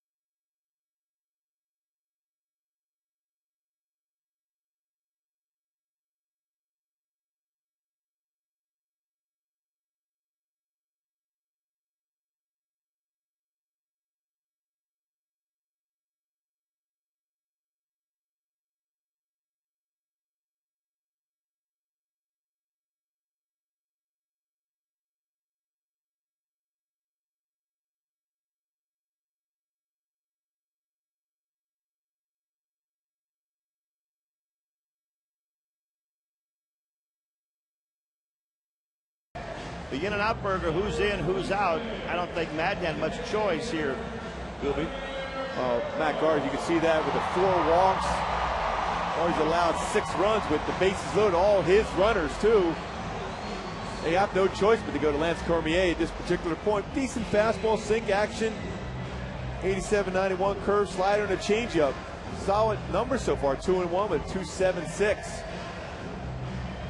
1 save on the season for the Rays. Guy looks to try to get ground balls. The Angels have them loaded with Matthews, Figgins, and Abreu on the bases. 28-year-old Lance Cormier on the mound, pitching to Vlad Guerrero. Cormier does possess, though, and I mentioned that curveball. That's his out pitch, an above-average curveball.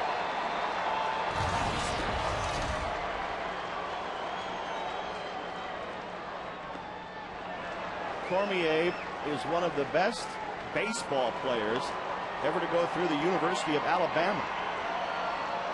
I'm pretty sure baseball is the #1 sport there at University of Alabama. No question. The legendary coach, Bear Bryant, would definitely say that for football. There's a little tapper back to Cormier. And it's a 1-2-3 double play to get him out of the inning. Bear Bryant would be proud of that. 6-3 Angels.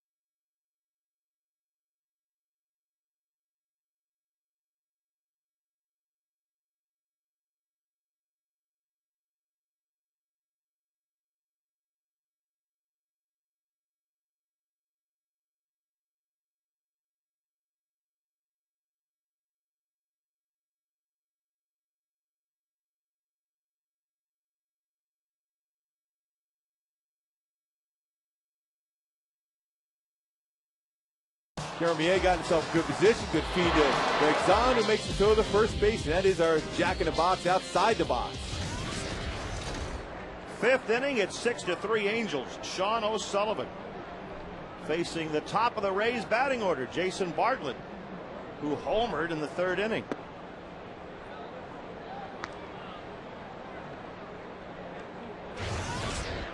One ball, one strike to Bartlett.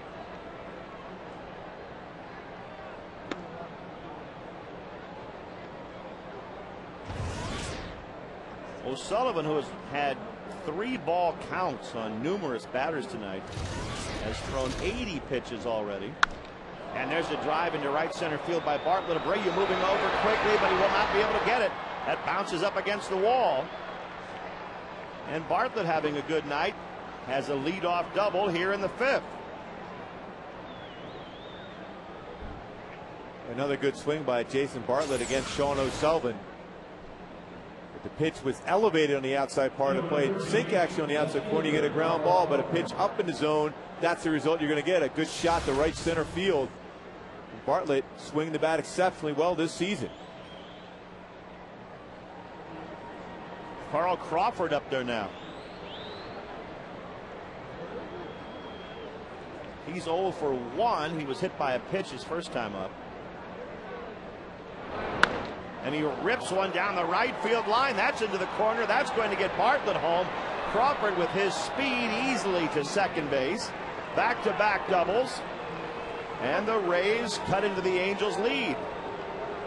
Well, that's why that pitch by Lance Cormier was such a big pitch for the Rays. Kept him in that game against Vlad. All of a sudden, back-to-back doubles. It's a 6-4 game, and you got Carl Crawford with all that speed at second base.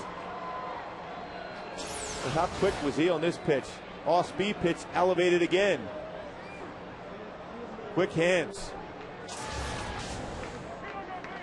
After back-to-back doubles, Jason Bolger gets up in the Angel bullpen.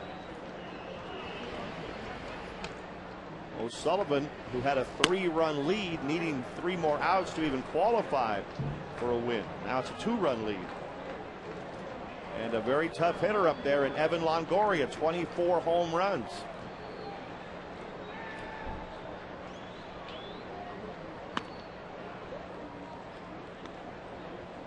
Sean O'Sullivan relies on sinking the fastball. 3 consecutive pitches that were elevated in the strike zone and above the zone.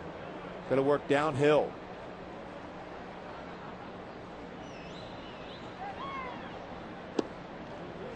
He's falling behind just about every batter now the last couple of innings, Gooby.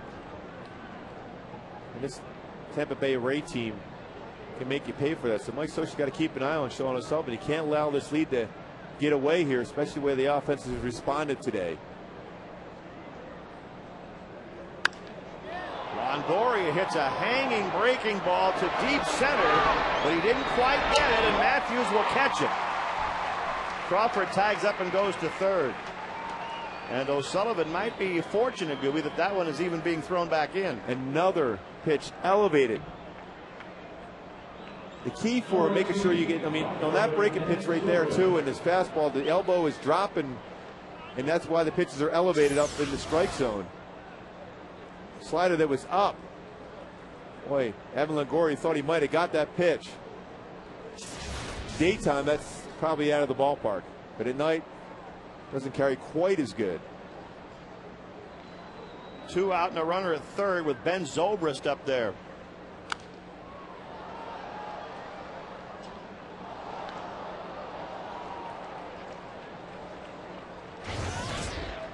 Six to 4 Angels in the 5th inning.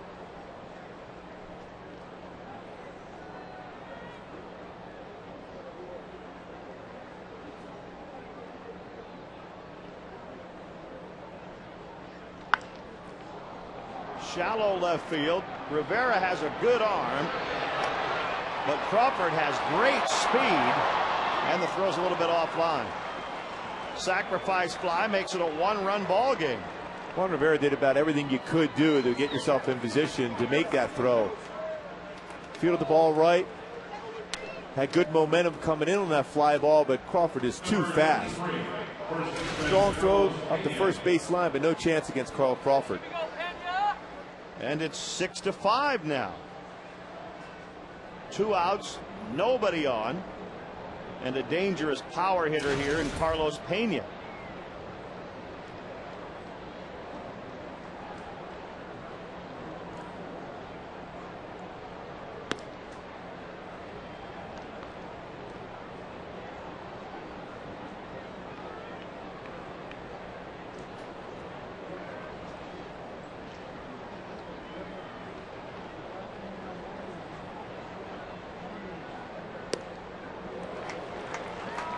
One and one. Might have been the best pitch of the night for Sean O'Sullivan. That spot, fastball count. Carlos Pena wants to see a fastball. He's had a tough time locating that fastball to him. A perfect changeup. Way out in front.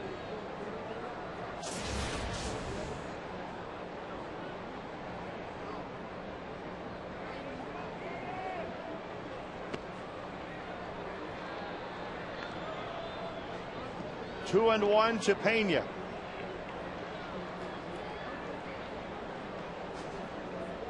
O'Sullivan with his lead down to 1 run, trying to work through the 5th inning.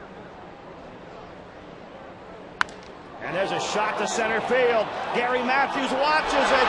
Pena has tied the ball game. Number 29, and it's 6-6 in the fifth. Well, another pitch that Sean O'Sullivan elevated. Mike Scioscia may have seen enough in this spot, maybe be going down to the bullpen now. Well, Sean O'Sullivan had a chance to win this ball game, but he gives up 3 runs here in the fifth inning. And he's a little frustrated, I would imagine.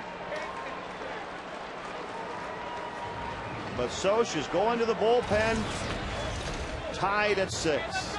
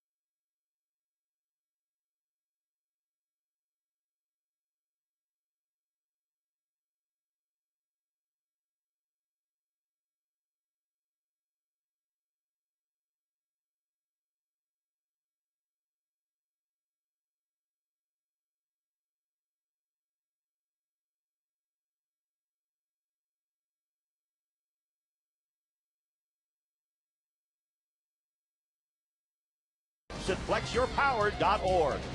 And by Wendy's. It's way better than fast food. Well, this has been quite a battle between Joe Maddon and Mike Scioscia, two guys who are very friendly with each other. It's 6-6 in the fifth inning.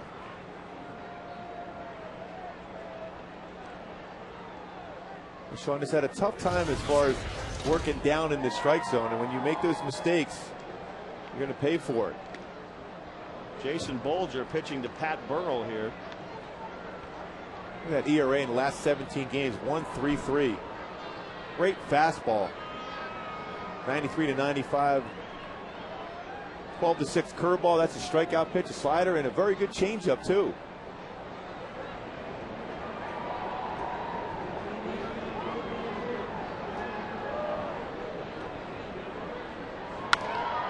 Burrell pops one up on the right side. Kendry Morales runs out of room. Well, this game is so funny. This game could have turned into a laugh where you have Vlad Guerrero with the bases loaded. You know, he had a home run early in the game, swinging the bat well, and then all of a sudden a double play ball, and look up now, all of a sudden the Rays have tied the game up with 3 runs here in the fifth. Amazing. Back-to-back doubles, then a home run. See Vlad too. He was a little bit impatient on that pitch. Swung, and the pitch was in on him. Burrell bounces one out to shortstop. And Tampa Bay is out in the fifth. But as we go to the bottom of the fifth, we're tied at 6.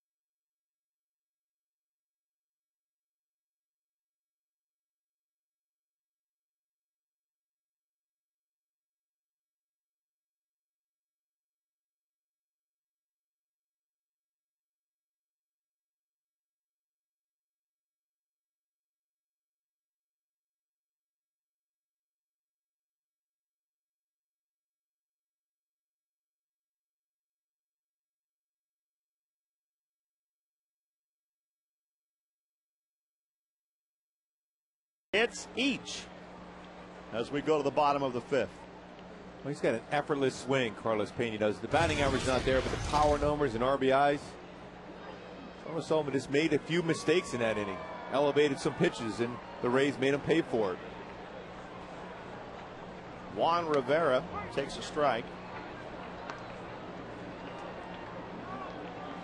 Well, O'Sullivan and Garza, neither one will figure in the decision. It's up to the bullpens now.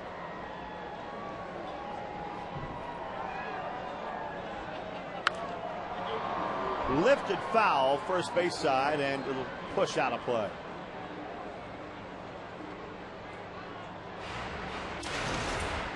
Rivera has reached on an error and struck out tonight.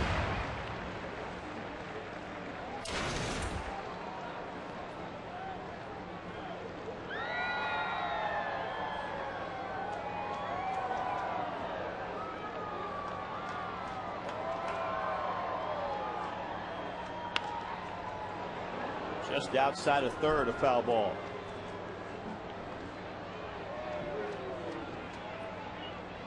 Juan Rivera having a very solid season. We talk about Kendry Morales quite a bit, but Juan's hit 18 home runs. He's driven in 62 runs. Got a very good left field also. We saw that arm last inning almost getting Carl Crawford at the plate. He smacks one to second base. Willie Ibar makes the play. Well, let's go to our Lexus Pursuing Perfection. This is a pretty well perfect swing by Kendry Morales. Trying to go fastball inside, ran out over the plate.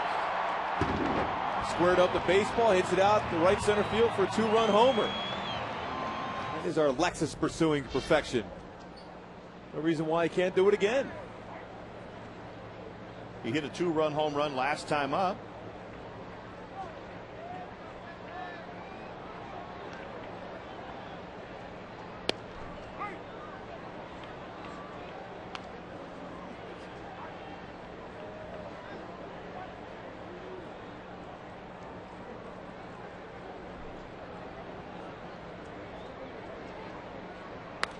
And Kendry drives one down near the foul pole. Into the corner goes Ben Zobrist. And Kendry Morales hits another one out.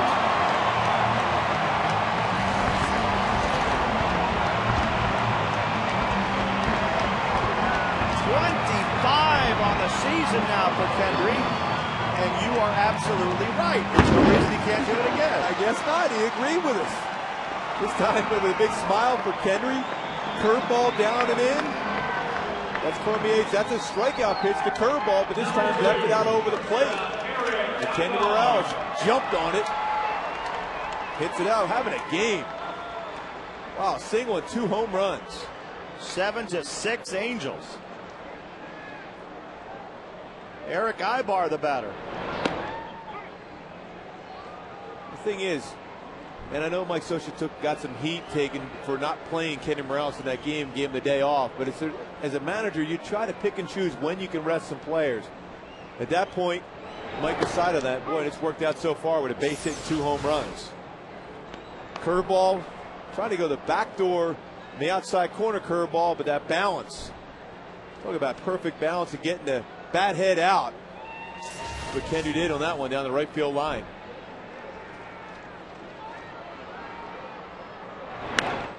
On the ground to the right side, played by Pena. He feeds Cormier, and they just did get him.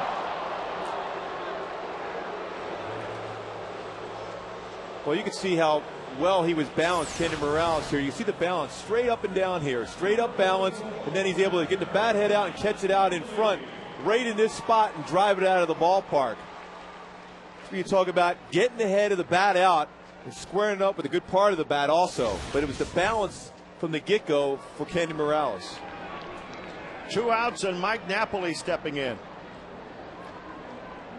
Getting back to what you were saying, you can't take your best 9 players and play them on 162 games. It just doesn't work out that way. As much as fans would love to think that a player could play every single game, but the reason why you give him that day off like you did with Sean Figgins, Mike Scioscia did, That way, and they didn't want to come out of the game. They weren't happy about not playing yesterday, but it gives them a chance to keep that swing fresh. Clearly that was the case for Kenny Morales here with 2 home runs and a single too today. And it also gives the other guys, like a Rob Quinlan, for instance, the feeling that they're part of the team, which Scioscia's always been great about, insisting it's a 25-man effort. And that's the reason why they're in first place right now. He's used that whole 25-man roster and beyond to put himself in position to be in first place. How many times have they gone down to that AAA level to bring up pitchers? That's why they've been successful, because he believes in the fact that every one of these players will allow that team to get a win. And that way, you use a Rob Quinlan in those spots.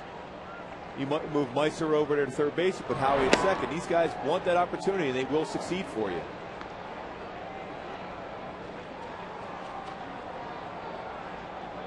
Two balls, 2 strikes to Mike Napoli.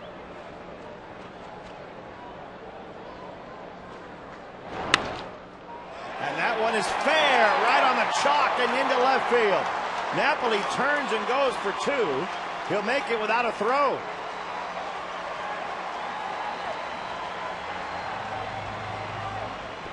Boy, how quick was that swing by Mike Napoli? Another all-speed pitch. Initially full, the front hip opened up for him. Won the curveball on the outside part of the plate. Hips opened enough, but hands so strong, kept the bat in the zone. Hits that down the third base line for a double. Good emphatic call by the third base umpire Chuck Merriweather.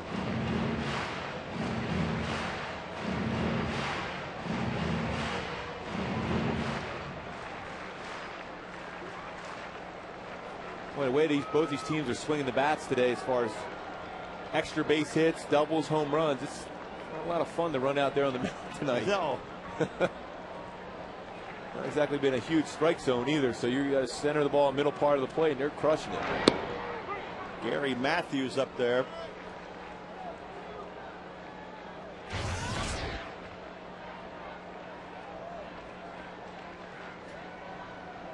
The Angels have scored in every inning except the first inning. They went down 1-2-3 in the first.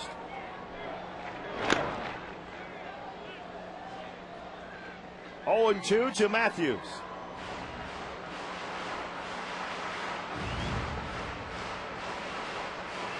Well, after that performance yesterday by Derek Holland of the Rangers against the Angels hitter, you knew they were going to respond like this today. They've had some great at-bats, the Angels have. Napoli at second base with 2 outs.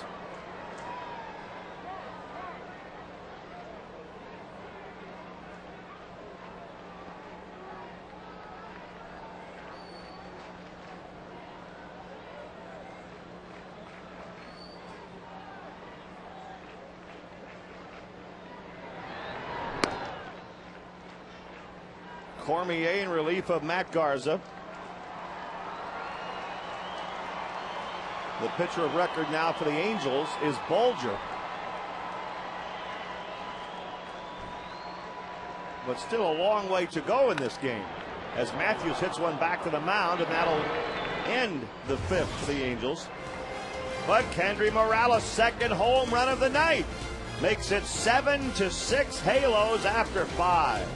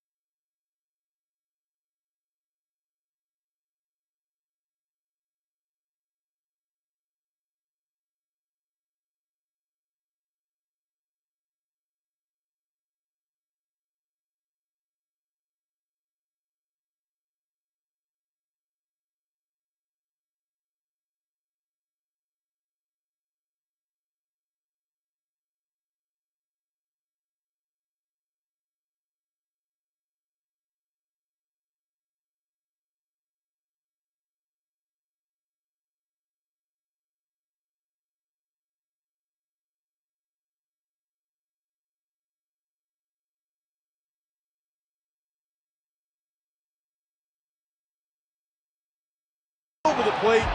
Kenny Morales centered up that baseball, 2-run shot. That is our Coors Light Freeze Camp, brought to you by Rough Brew Coors Light. Rory, what an exciting couple swings. Yeah, and the ball seemed to be headed right to the sweet part of the bat, too, didn't it? Perfect part of the bat, unless you're a pitcher. 6th inning, Willie Ibar leading off for the Rays. Ibar's 0 for 2 tonight. Fly to right and struck out. Pops that one foul out of play. 1 ball, 1 strike.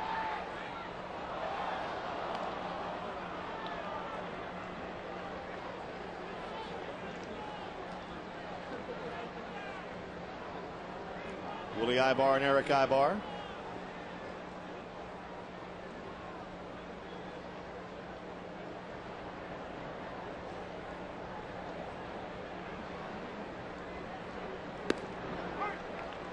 Altogether, there have been 5 home runs in this ball game already. There they are. Well, pretty similar numbers throughout. Eric Ibar with the better of the glove, but Willie with more power.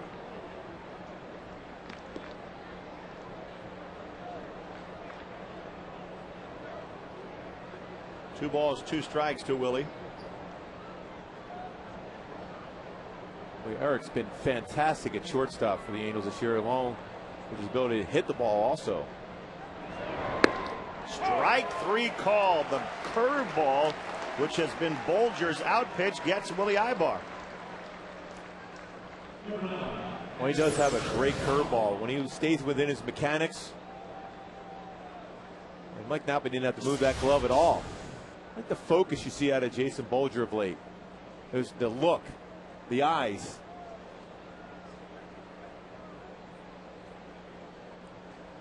Greg Zahn up there now for the Rays.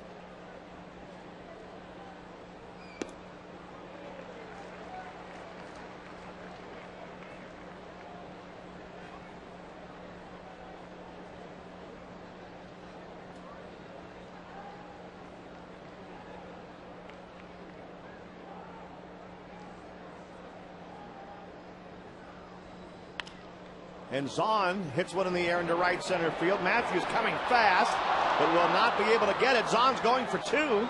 Abreu backing Matthews up, but it's a bloop double for Greg Zahn. This feels like one of those nights, Gooby, where a lot of baseballs are falling in. A lot of home runs are being hit. It's just a great night for the hitters. It's a pretty warm day here in Southern California, but it was a fly ball that Gary Matthews was playing Greg Zahn to hit the other way. Had a decent jump on the baseball here. Tried to, and when he slid in there, tried to keep it in front of him too, to be able to keep the double play in order. But when that ball kicked away, Zahn was aggressively going into second base. The effort was there for Gary Matthews Jr., but he tried to keep it in front of him. B.J. Upton takes the breaking ball for a strike.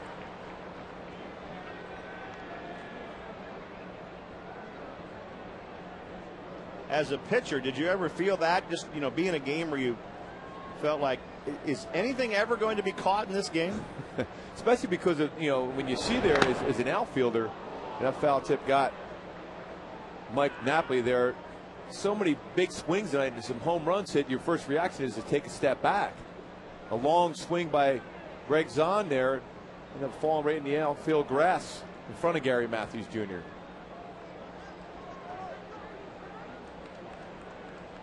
Well, sooner or later, hopefully sooner, Torrey Hunter will be back. All indications are that he's going to be heading off for a rehab assignment in Rancho Cucamonga, as a matter of fact, possibly even tomorrow. So he's getting close. And this is a time where your superstar player, your leader, your team, you know, they weathered a storm without Torrey, but it's a perfect time to get Torrey back in that lineup.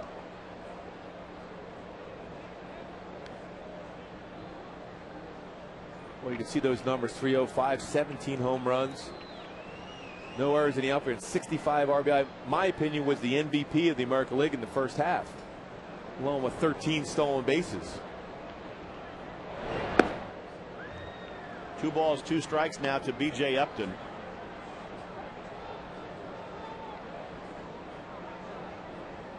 After this series, the Angels are headed off for a lengthy road trip back east.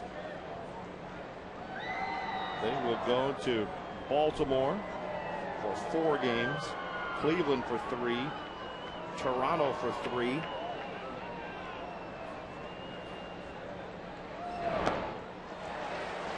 Upton strikes out swinging. Well, that was another great breaking pitch by Jason Bolger. Look at that curveball on the outside part of the plate. BJ, no chance with that pitch. Boy, now he had a tough one here in Jason Bartlett, who's had a great game so far. He already has a home run and a double. Bartlett is hitting .339. 7-game hitting streak.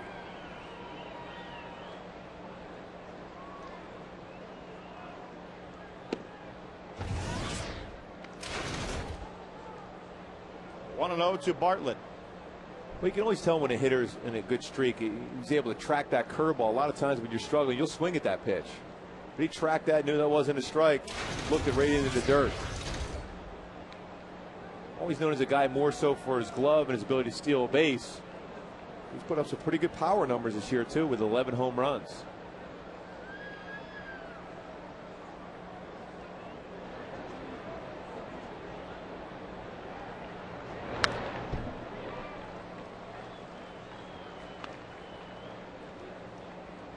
It's kind of a quiet night in the American League tonight. The Red Sox beat the Tigers 6-5.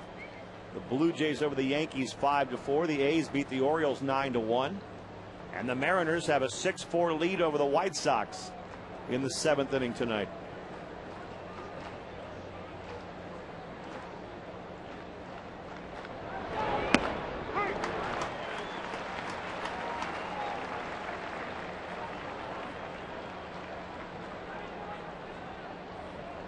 Philadelphia Phillies are going to pitch Pedro in a couple of days, Gooby.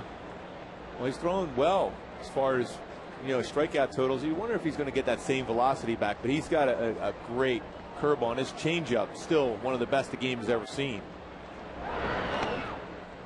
It's blocked by Napoli on a pitch way out there. 2-2.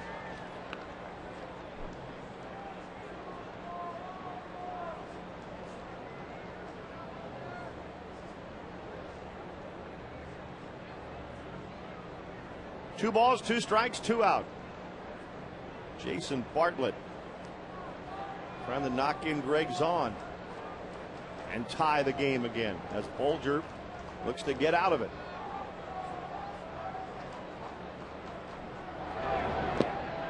And now it's a full count.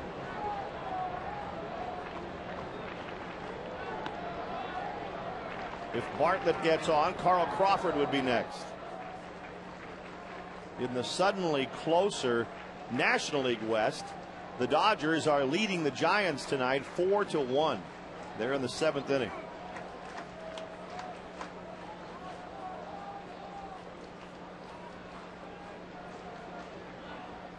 (3-2) to Bartlett.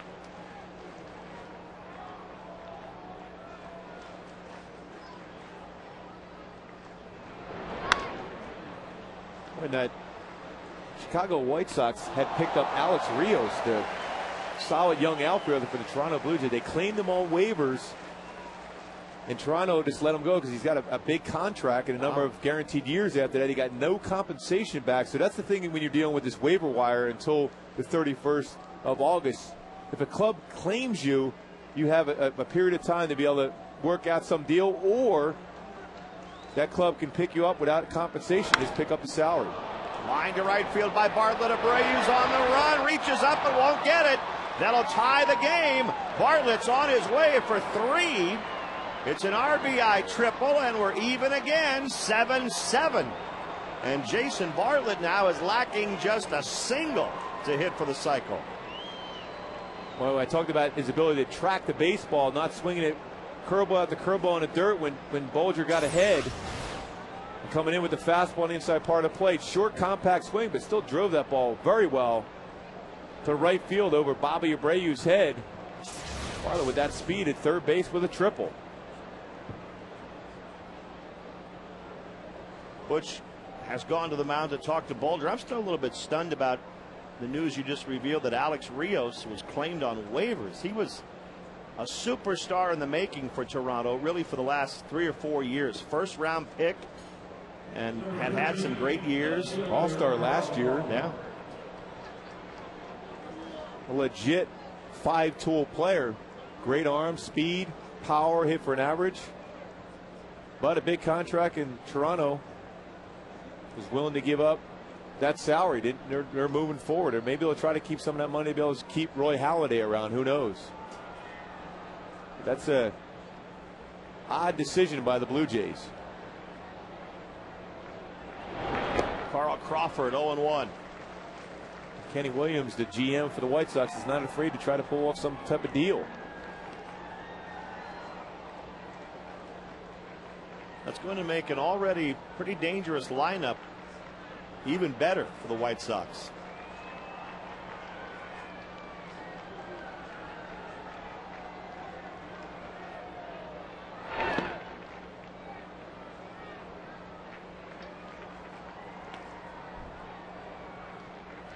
One and one to Carl Crawford.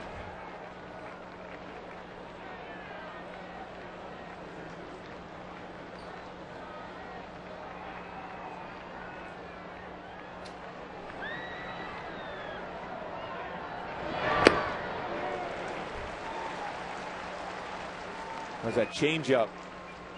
Nice pitch by Jason Bolger. The lefty, Darren Oliver, loosening up in the bullpen. Both teams have 7 runs and 8 hits. Crawford pops one in the air into shallow left field. But Jason Bartlett's triple ties the game at 7 in the 6th inning.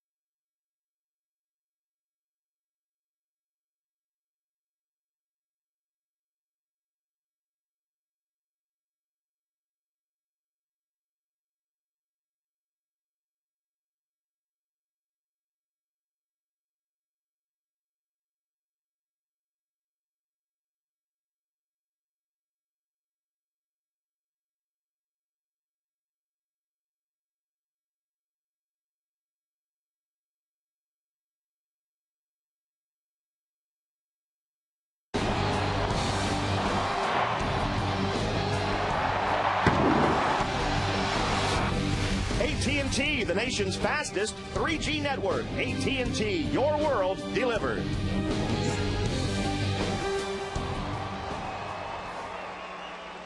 New right fielder for the Tampa Bay Rays, Gabe Gross, takes over in right field. Zobrist moves into second base. And that makes him a little stronger defensively. I think Gross has an above average arm in right field too. Very solid defender. with some pop.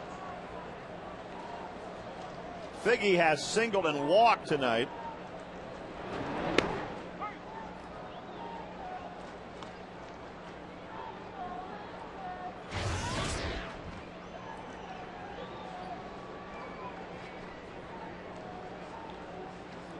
One and one to Figgins.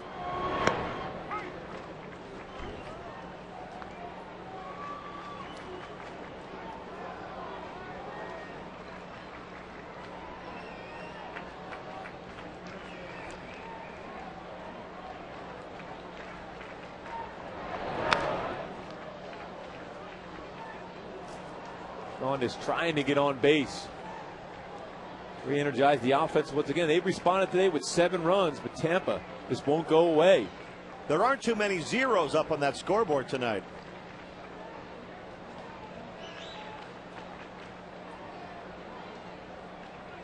The Angels failed to score in the first inning, but they haven't failed to score since then.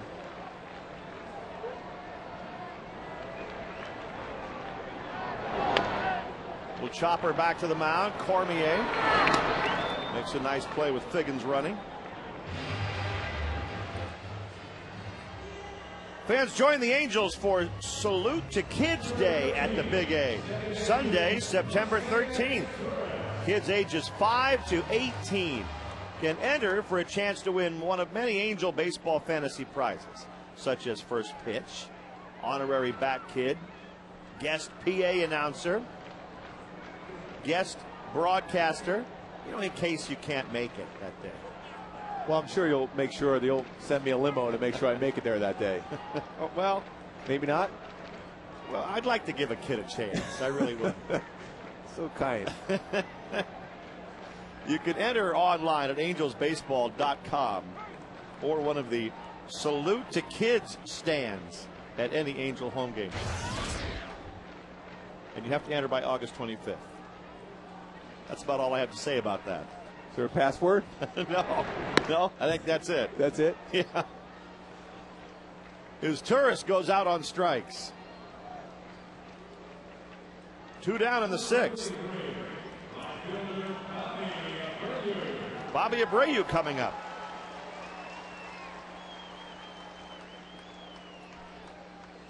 Good crowd here tonight at the Big A. Just really a delightful night to be watching this ball game. And if you like runs and lots of action, well, it's a football score, 7-7 in the 6th inning. Well, you can see both these clubs very strong offensively. Good approaches at the plate. Well, look at the list. And this is one day after the Angels were shut out. The Yankees, Angels, and Rays is the top 3 teams as far as runs scored in the American League. Well, you better make your pitches against these clubs, or you're going to see these type of results. On the ground to second base. And Zobrist makes the play. The Angels hadn't gone down in order since the 1st, but they do in the 6th, and we're tied at 7.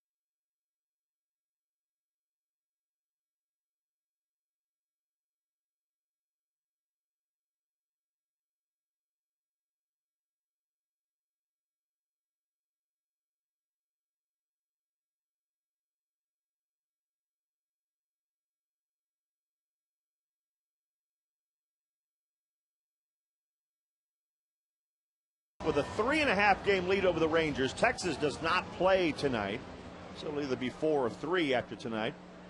And the Mariners still above 500 and trying to hang in, but they would need quite a stretch run. You can see the strength of this division, though. People talked about the AL West not being as strong, but it certainly is. Speaking of strong, with a great fastball, Kevin Jepsen, his first 13 games at ERA over 12, but his last 16 in which he's locating that fastball and that great curveball. He has a cut fastball in the 2s. Evan Longoria grounds one behind third. Figgins' long throw, right on the money. Well, how easy does Sean Figgins make that play look? It's not an easy play. Tough hop. Gets himself a good position to make that strong throw. It's to backhand it.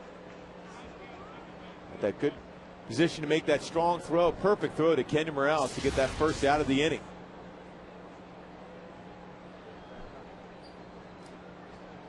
Ben Zobrist, the batter.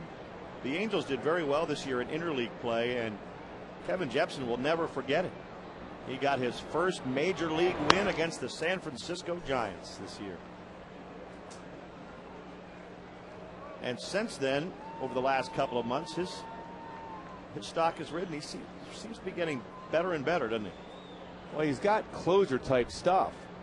What I mean by that, if you could throw 97 with a cut fastball, slider, and a curveball and a changeup, the only thing he needs to do is get the confidence and be aggressive on the mound. That's the most important thing for Kevin Jepsen right now, being aggressive. It's 1-1 to Ben Zobrist. Look at that swing. Zobrist, a good fastball hitter, way late on that 97-mile-an-hour fastball because he located it right on the outside corner at the knees. I mean, that's a perfect pitch. I mean, as a hitter, you're trying to somehow get the bat on that ball because it's running away from you at 97.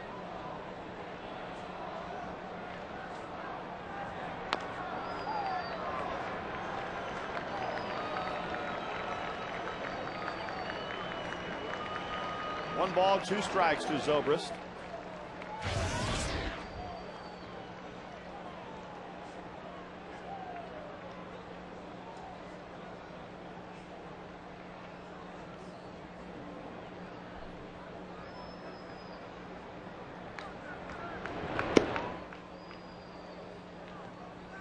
.99 just off the corner. Good try, though, by Kevin Jepsen here.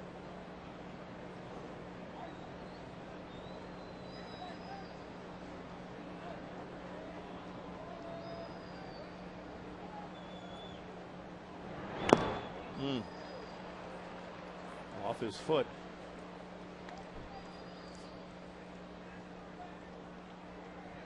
Well, when you see a guy throwing that hard, you just try to get the bat head started quicker. Zobrist trying to do that. Slow replay shows that ball right off the back foot. And that was a good fastball at 98.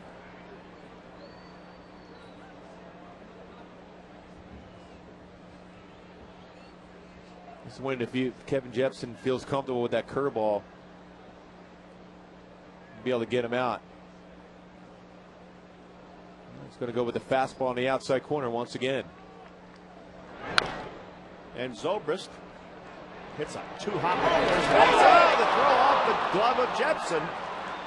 Kendry Morales' feet was a little high that time. And the Rays get a gift base runner.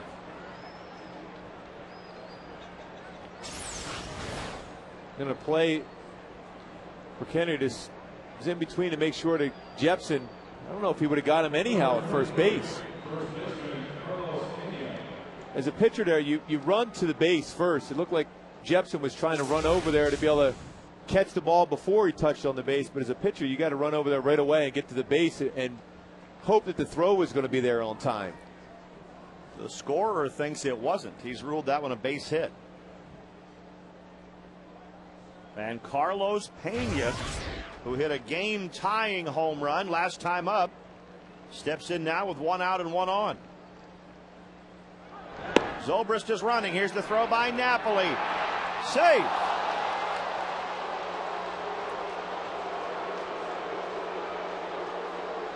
pretty close out there, but Zobrist going in head first, I think somehow managed to avoid that tag, Gooby, because the ball was there. Well, it was a quick catch and throw by Napoli, but it was the slide that prevented the out to being done.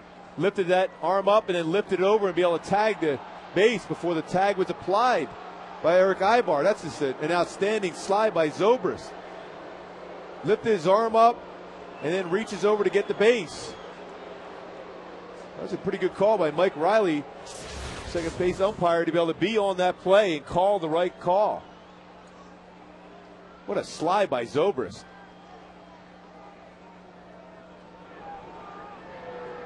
Oh, and 1 to Pena.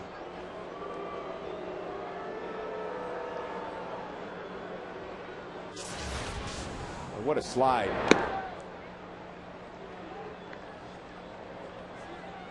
But because of the shift was on with Carlos Pena up at the plate, Eric Ibar was playing right at the base.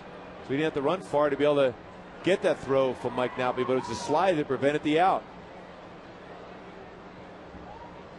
Still got the shift on for Carlos Pena, who hit that ball at the dead center his last at bat. And now 2-1 on the 98-mile-per-hour high fastball.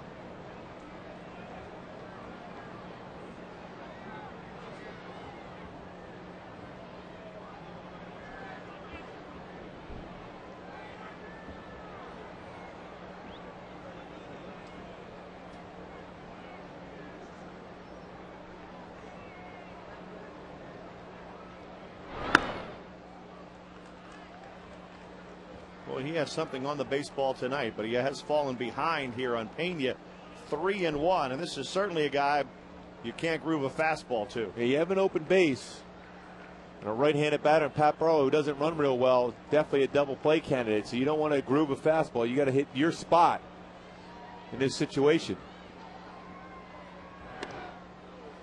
That puts runners at first and second with 1 out, and Pat Burrell is coming up. A double play candidate, Gooby, but also still a pretty good hitter.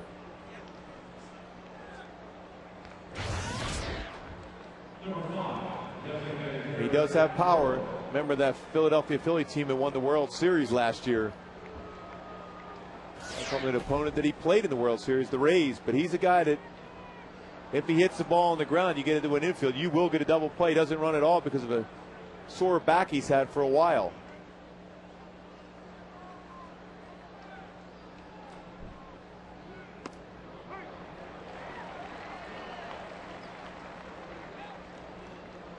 Oh, and 1 to Pat Burrell.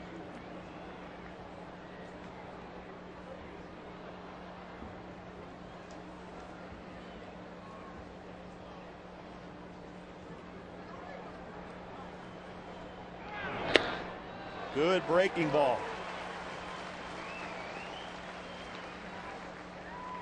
Jepson jumps ahead 0-2.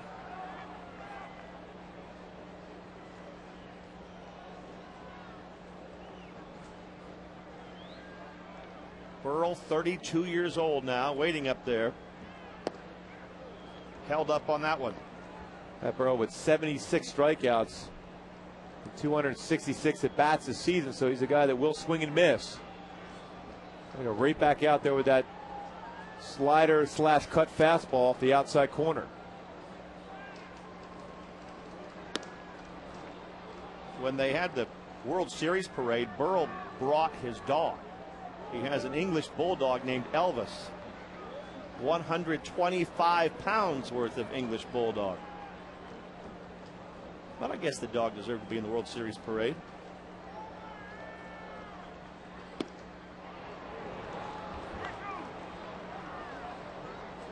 Well, now 3-2 count, 1 out.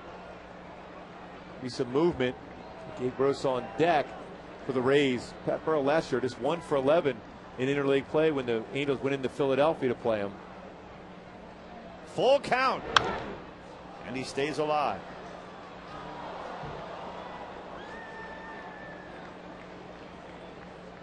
I don't know if you knew it or not, Gooby, but Burrell grew up idolizing a former teammate of yours, George Brett.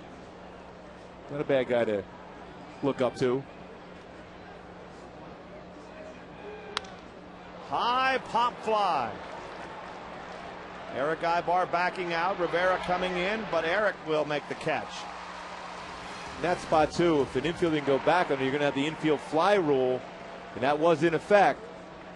To get back there and be in position, even if that ball is dropped, it's still going to be an out if the infielder is in position to make the play. Good job by Eric getting back on that pop-up by Pat Burrell. 2 outs.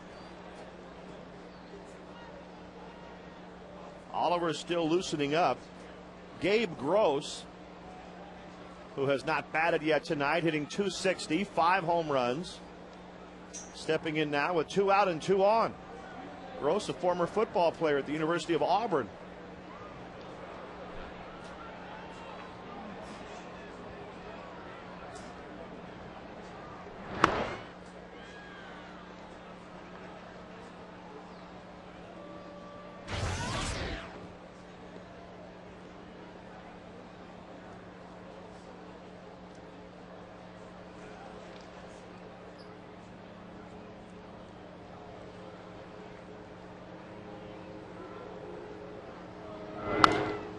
Hits a drive into center field. Matthews to his left, sprinting back toward the track to catch it.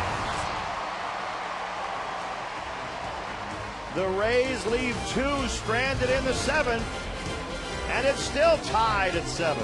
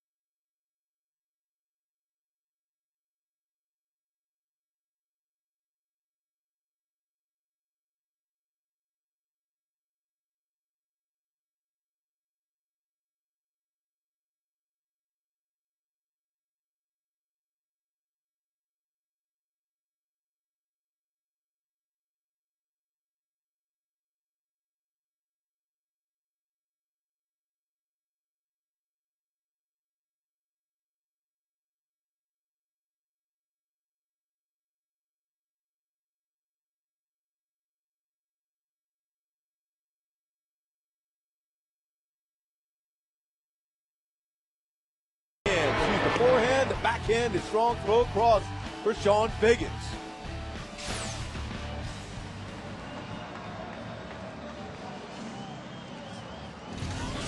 Figgy wants to know if he won a new Mercedes. Well, with the money you make, Roy, you could probably get him one. Oh, yes.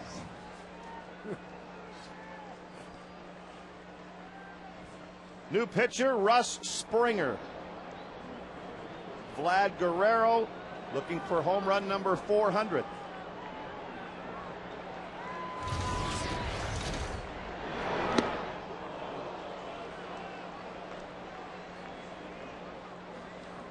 Ross Springer in the game, 49 games already. ERA just over 4.01. Very durable pitcher. Pitched for the Angels there back in 93 through 95.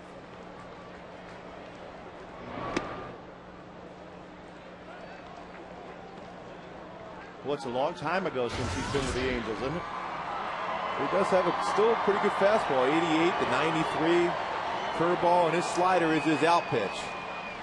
Saw that pitch just before the Vlad, that slider.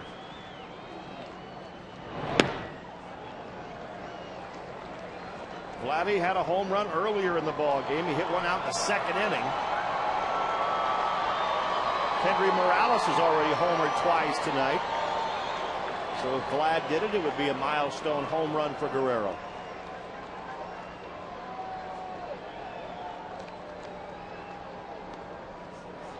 Springer falls behind, 3-1.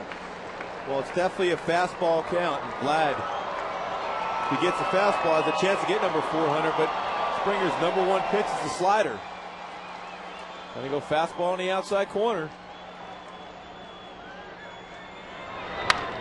Down the right field line, opposite field, toward the foul pole, and it hit the foul pole! Home run number 400 for Vlad Guerrero, and it gives the Angels the lead in the 7th inning.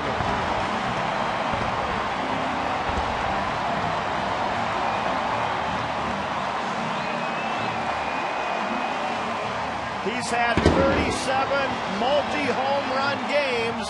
He doesn't often poke him down the right field line, but that was one. Boy, that's the first thing I was thinking. It's going to be a fastball on the outside corner. Does Vlad still have that kind of power and strength to go the opposite field? Well, the answer is yes for number 400. Congratulations to Vladdy, and the Angels lead the game 8-7.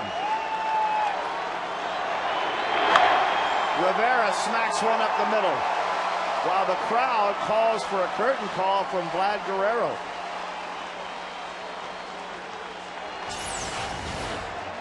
Boy, look at that. That's a pretty good pitch.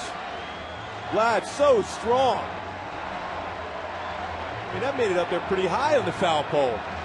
And he was watching it all the way. Look how excited he is. For me, that cements the Hall of Fame. And he gets the curtain call. What a feeling that's got to be for Vlad.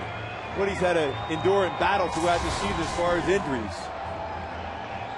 The Rays are making a pitching change here, but Vlad Guerrero has done it again. 8-7 Angels.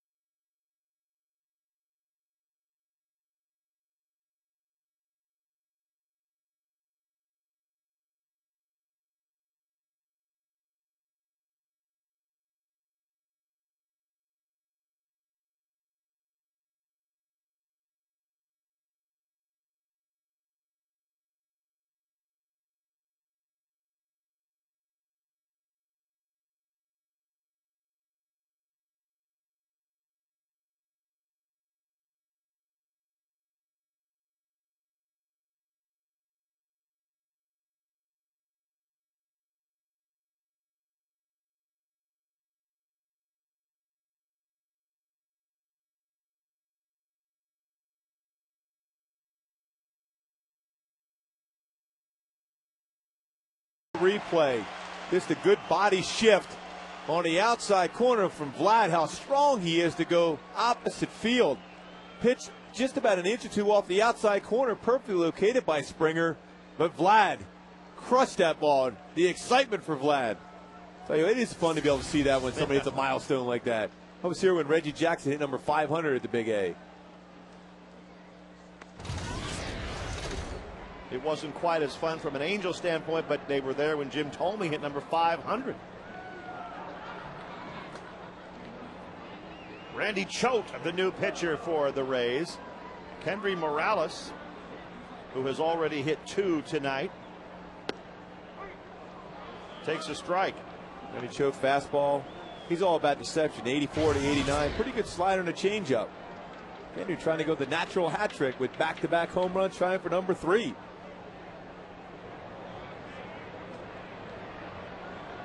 He's already 3 for 3. He has a single also. 2-hopper to third. And a nice double play turned by the Rays. So a lot going on in this game. Vlad's 400th home run. On the other side, Jason Bartlett, who is scheduled to bat third next inning, needs only a single to hit for the cycle.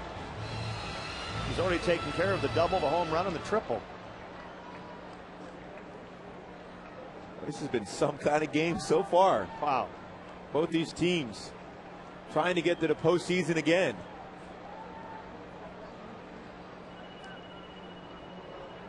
Eric Ibar 1 for 3 tonight.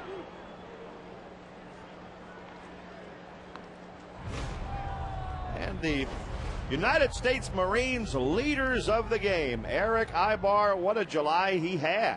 375. It's right behind Matt Holliday at 397.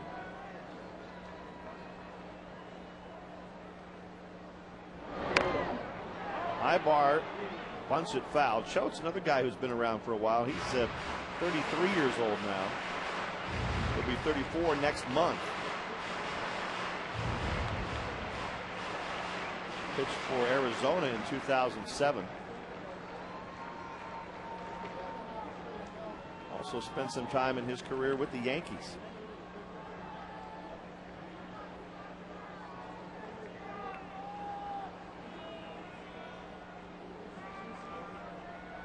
Oh, 2 to Ibar.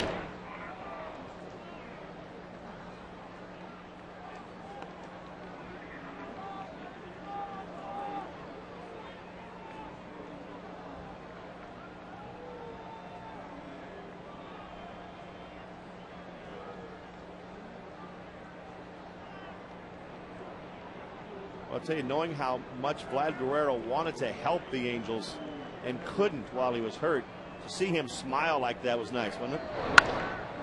Ground ball to shortstop, and Bartlett takes care of Ibar. But the home run by Vlad Guerrero, his 400th career shot, has given the Angels the lead after 7. What a swing. Oppo off the foul pole, number 400 for Vlad.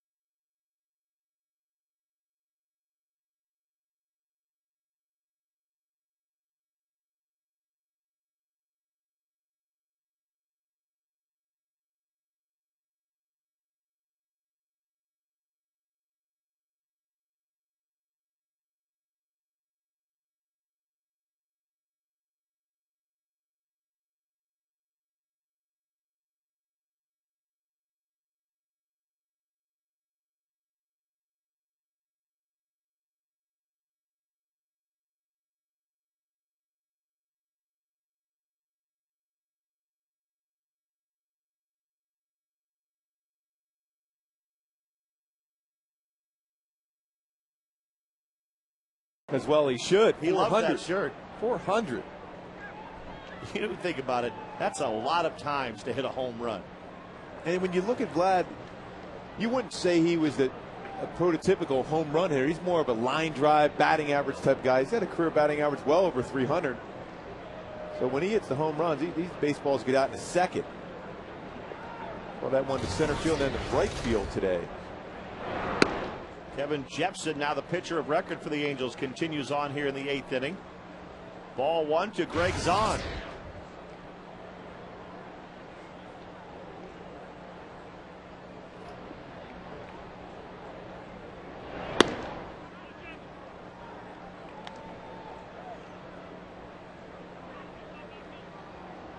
Two and 0 to Zahn.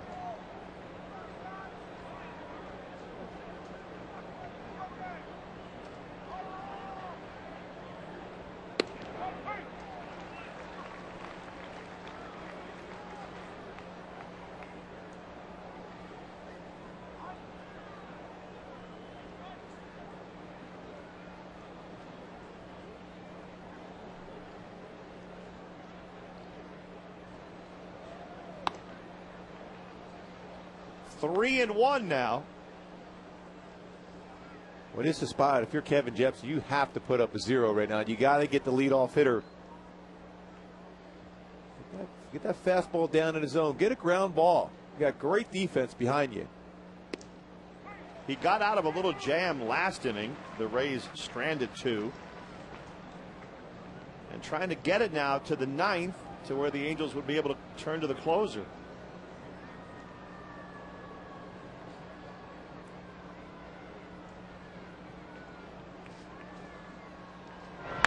And there's a shot hit to first. Kendry Morales makes a nice play. Fans, the Angels want to give you a chance to sit in the Chevy Suite seats located next to third base. Plus, a chance to win the all-new Chevy Camaro. Text Camaro to 31826.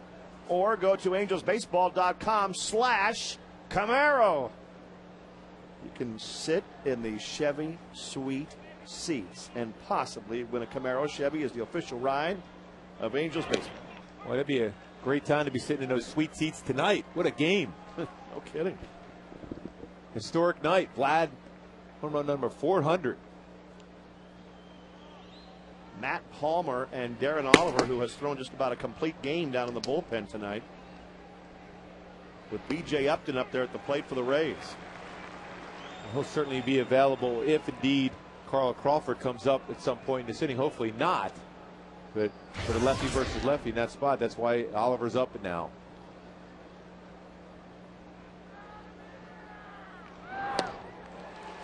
Not a good swing by Upton. Jepson strikes him out. Now Bartlett, who needs just a single to hit for the cycle.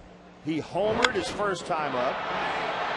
That was his first hit, then a double, and a triple. Well, that's a great swing there on that triple, too, to be able to go, trust your hands, go inside out on that fastball.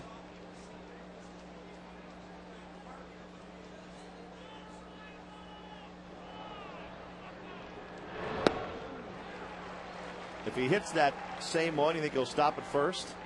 He would be the only Ray to ever hit for the cycle.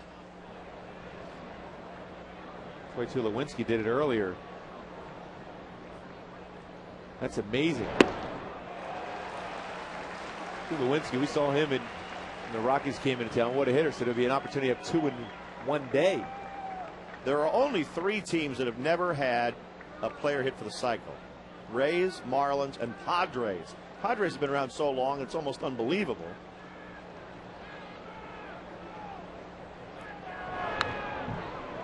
And there's some of those things that you just think of. You think the Padres, if you have Tony Gwynn there, you've had Dave Winfield. I mean, how's that? Well, Dave Winfield did it before, hit for the cycle. He's a member of the Angels. And the thing that it always just boggles my mind, the New York Mets have never, with all those great arms they've had over their history of their club, never have thrown a no-hitter. All they had was Tom Seaver and Nolan Ryan, to name 2. Dwight Gooden. And Gooden. David Cohn. Tom Seaver threw one for another team, not with the Mets. He's a member of the White Sox, and of course Dwight Gooden when he was with the New York Yankees. It's amazing.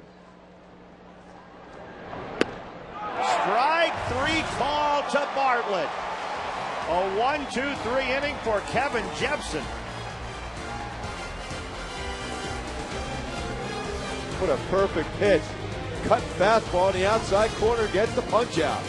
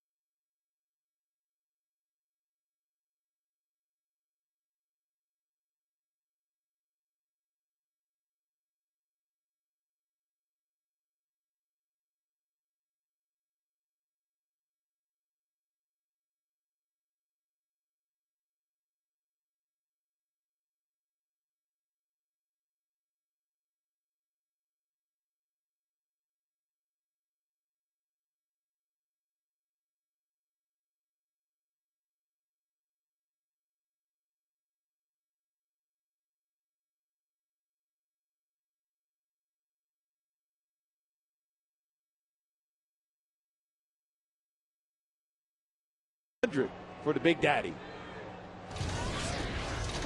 Mike Napoli leads off the bottom of the eighth. 37,388 here to see that 400th home run in Vlad's career tonight.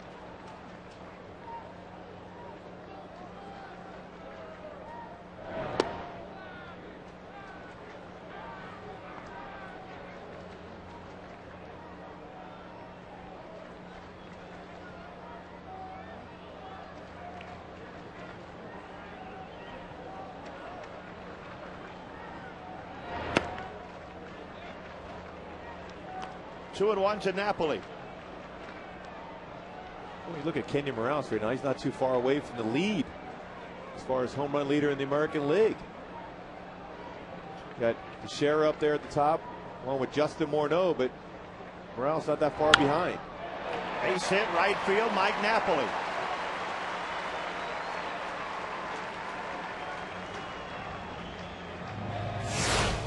Four home runs in the game between two guys. Boy, in that third inning, what a swing by Kenyon Morales after Vlad hit again, but this time a curveball. Came down the right field line, and then Vlad on the fastball on the outside corner hits the fair pole for home run number 400. Look at that smile. And the curtain call. What about Mike Napoli, too? Another base hit. He's got 2 hits and a walk, or a hit by a pitch, I should say. He's been on base 3 times. A lot of good things with the offense tonight. The Angels have 11 hits. Gary Matthews up there, but the way this game has gone, they wouldn't mind getting a little insurance run here. What do you think? It's never a bad idea to get a few extra runs here. This game has been such a fantastic battle. You want to get some separation if you can. And as Brian Fuentes gets ready, the Rays have Crawford, Longoria, and Zobrist due up, numbers 2, 3, and 4 in their order in the ninth. Napoli running, and the throw gets away from Zobrist. Napoli to third base.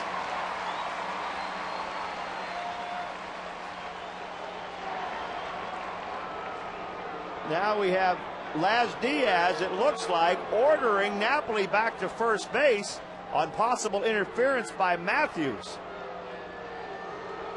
So what looked like a huge break for the Angels instead is no, send him back. Now Joe Maddon's going to come out too to make sure there's a lot of times they can actually call the base runner out on this one. It was a hit and run, but it was a tough pitch to be able to put in play for Gary Matthews Jr. That's why I was surprised that they actually called that as batter's interference if that was the case. There's a swing. Well, I don't really see him getting in Zahn's way, do you?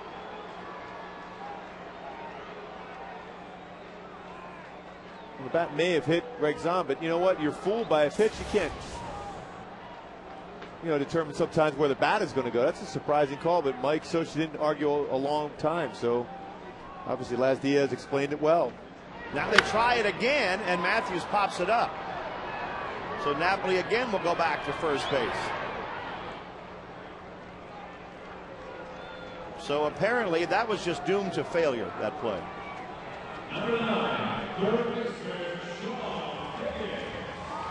But on a hit and run situation as a batter, you try to put the ball on the ground if you can.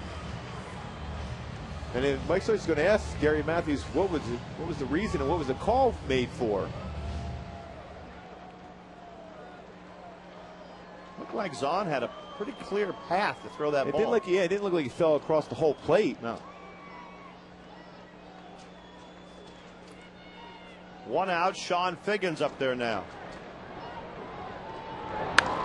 Sean lifts one into right field. Gabe Gross is there. 2 outs.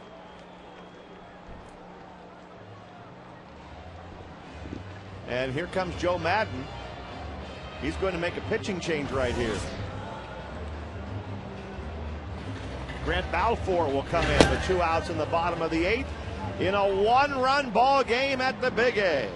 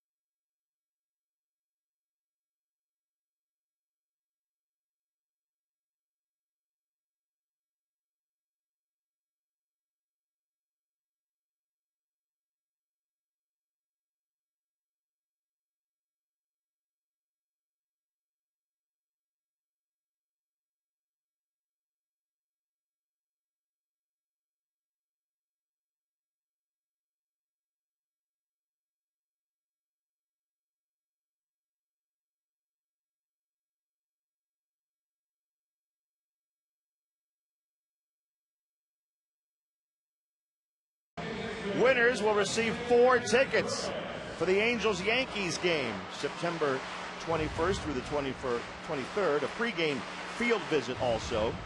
$50 in Angels bucks and more. So here's how you enter. Text VIP to 6521 from your wireless AT&T phone, or go online at www.att.angelsbaseball.com. Got it?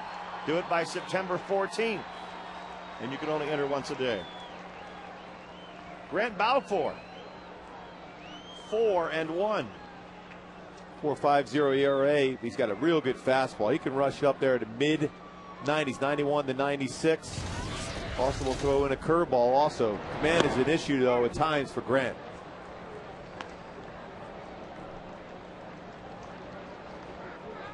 Two outs with his Turris up there, and Napoli still at first base.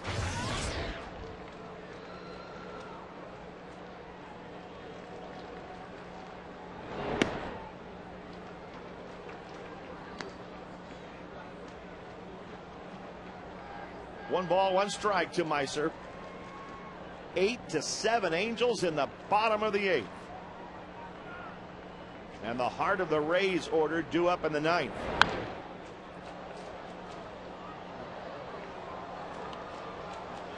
Looks like Brian Fuentes is going to get a chance to close it out.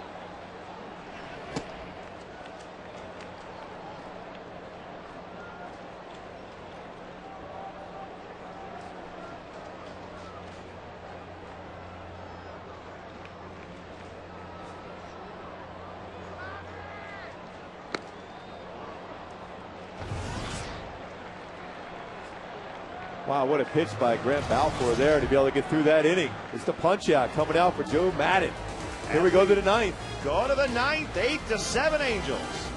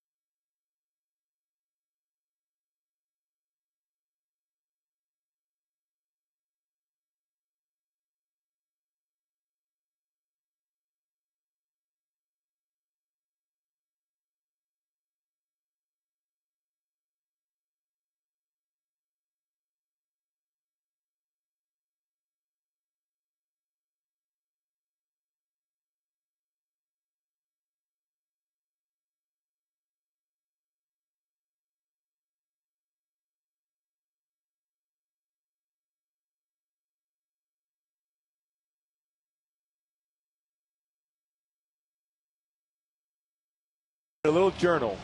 That's right. Brian Fuentes, 31 saves, comes in to protect a one-run lead. And in the top of the 9th inning, Carl Crawford, a very dangerous hitter, will lead off for the Rays. 37,388 here tonight. Great Monday night crowd. Boy, they've seen a great game. Really this has been a very good game. Seen Vlad hit number 400. And now Fuentes also had to deal with Carl Crawford. Will bunt, more so with a left-handed pitcher on the mound. So Sean Figgins playing up. Brian Fuentes at this fielder position also here. Tomorrow night, Irvin Santana and David Price. The series will continue. Crawford grounds the first pitch right to his Turris. And that's huge for Fuentes. One pitch, one out.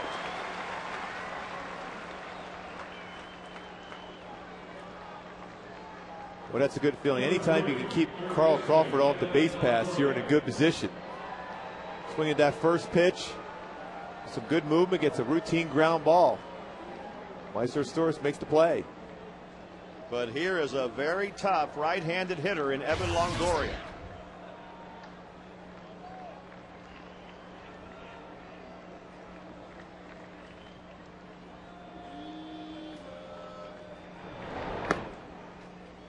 Wednesday here is a day game between these two teams. 12:35 Wednesday afternoon. Why not come out and see the Angels and Rays wrap up this series?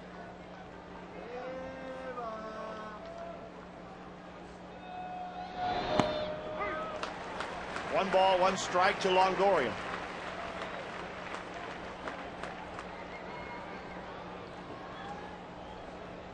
Everyone up watching this very important game here for the Angels. The Angels can gain half a game in the standings over idle Texas tonight. Vladdy with 2 home runs tonight. Morales has hit 2.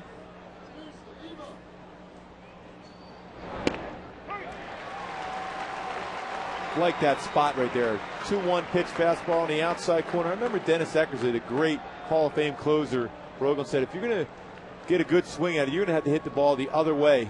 Pitch it on the outside corner. Go to the big part of the yard, unless you throw an off-speed pitch. And Fuentes gets Longoria swinging. 2 big outs for Brian in the 9th inning. Boy, came in there with a good fastball, elevated that fastball.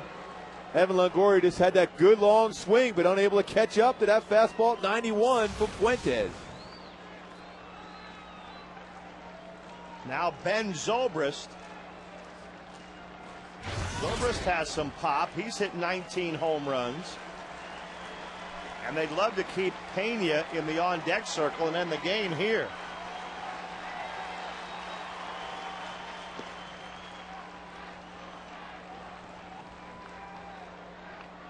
Zobrist has already driven in a couple of runs tonight.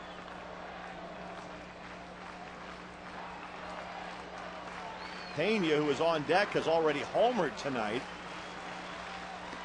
And Fuentes falls behind 2-0.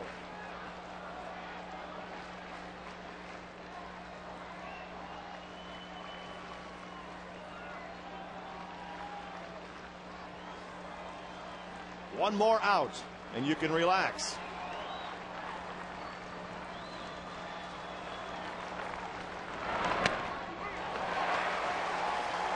2-1.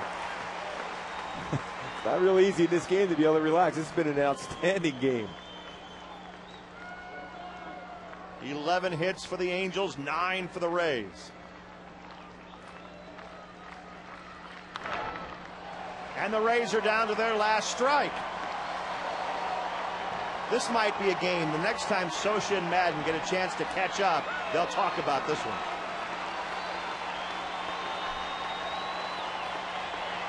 2 balls, 2 strikes in the 9th inning. Fans on their feet right here.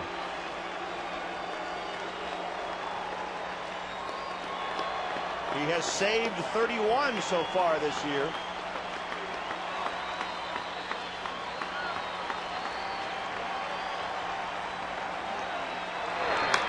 And there's a drive to deep left field by Ben Zobrist. Rivera makes the catch up against the wall, and the ball game is over. Oh, what a way for this one to end. With Juan Rivera smiling, the Angels celebrating just another Halo victory. Are you kidding me? You say relax? Look at that play by Juan Rivera. That ball was smoked by Ben Zobrist, but a great read. And that's that low fence, and that's cement with a little padding on it. Ran back there, made an outstanding catch. Unbelievable game. And Vlad, congratulations. Home run, career-wise, number 400. Kenny Morales with 2 home runs, but what a catch, what a finish to a great game. Boy, I'll tell you, when that ball was hit, Gooby, a lot of heads dropped in this stadium. Boy, fastball, I said about trying to stay on the outside corner to go to the bigger part of the yard. This is the short part of the yard. But Juan getting back to the wall, brings it back. If he doesn't catch it, it's a home run. What a catch. And a tie game. Nice job by the fans not interfering also. That's home field advantage. And Fuentes said, yes, it didn't get out. That's the old, I squared up the baseball, but the defender robbed me of a home run. What a game. Oh, the Angels somehow hang on to win it 8-7. Once again, the final score is the Angels 8, Tampa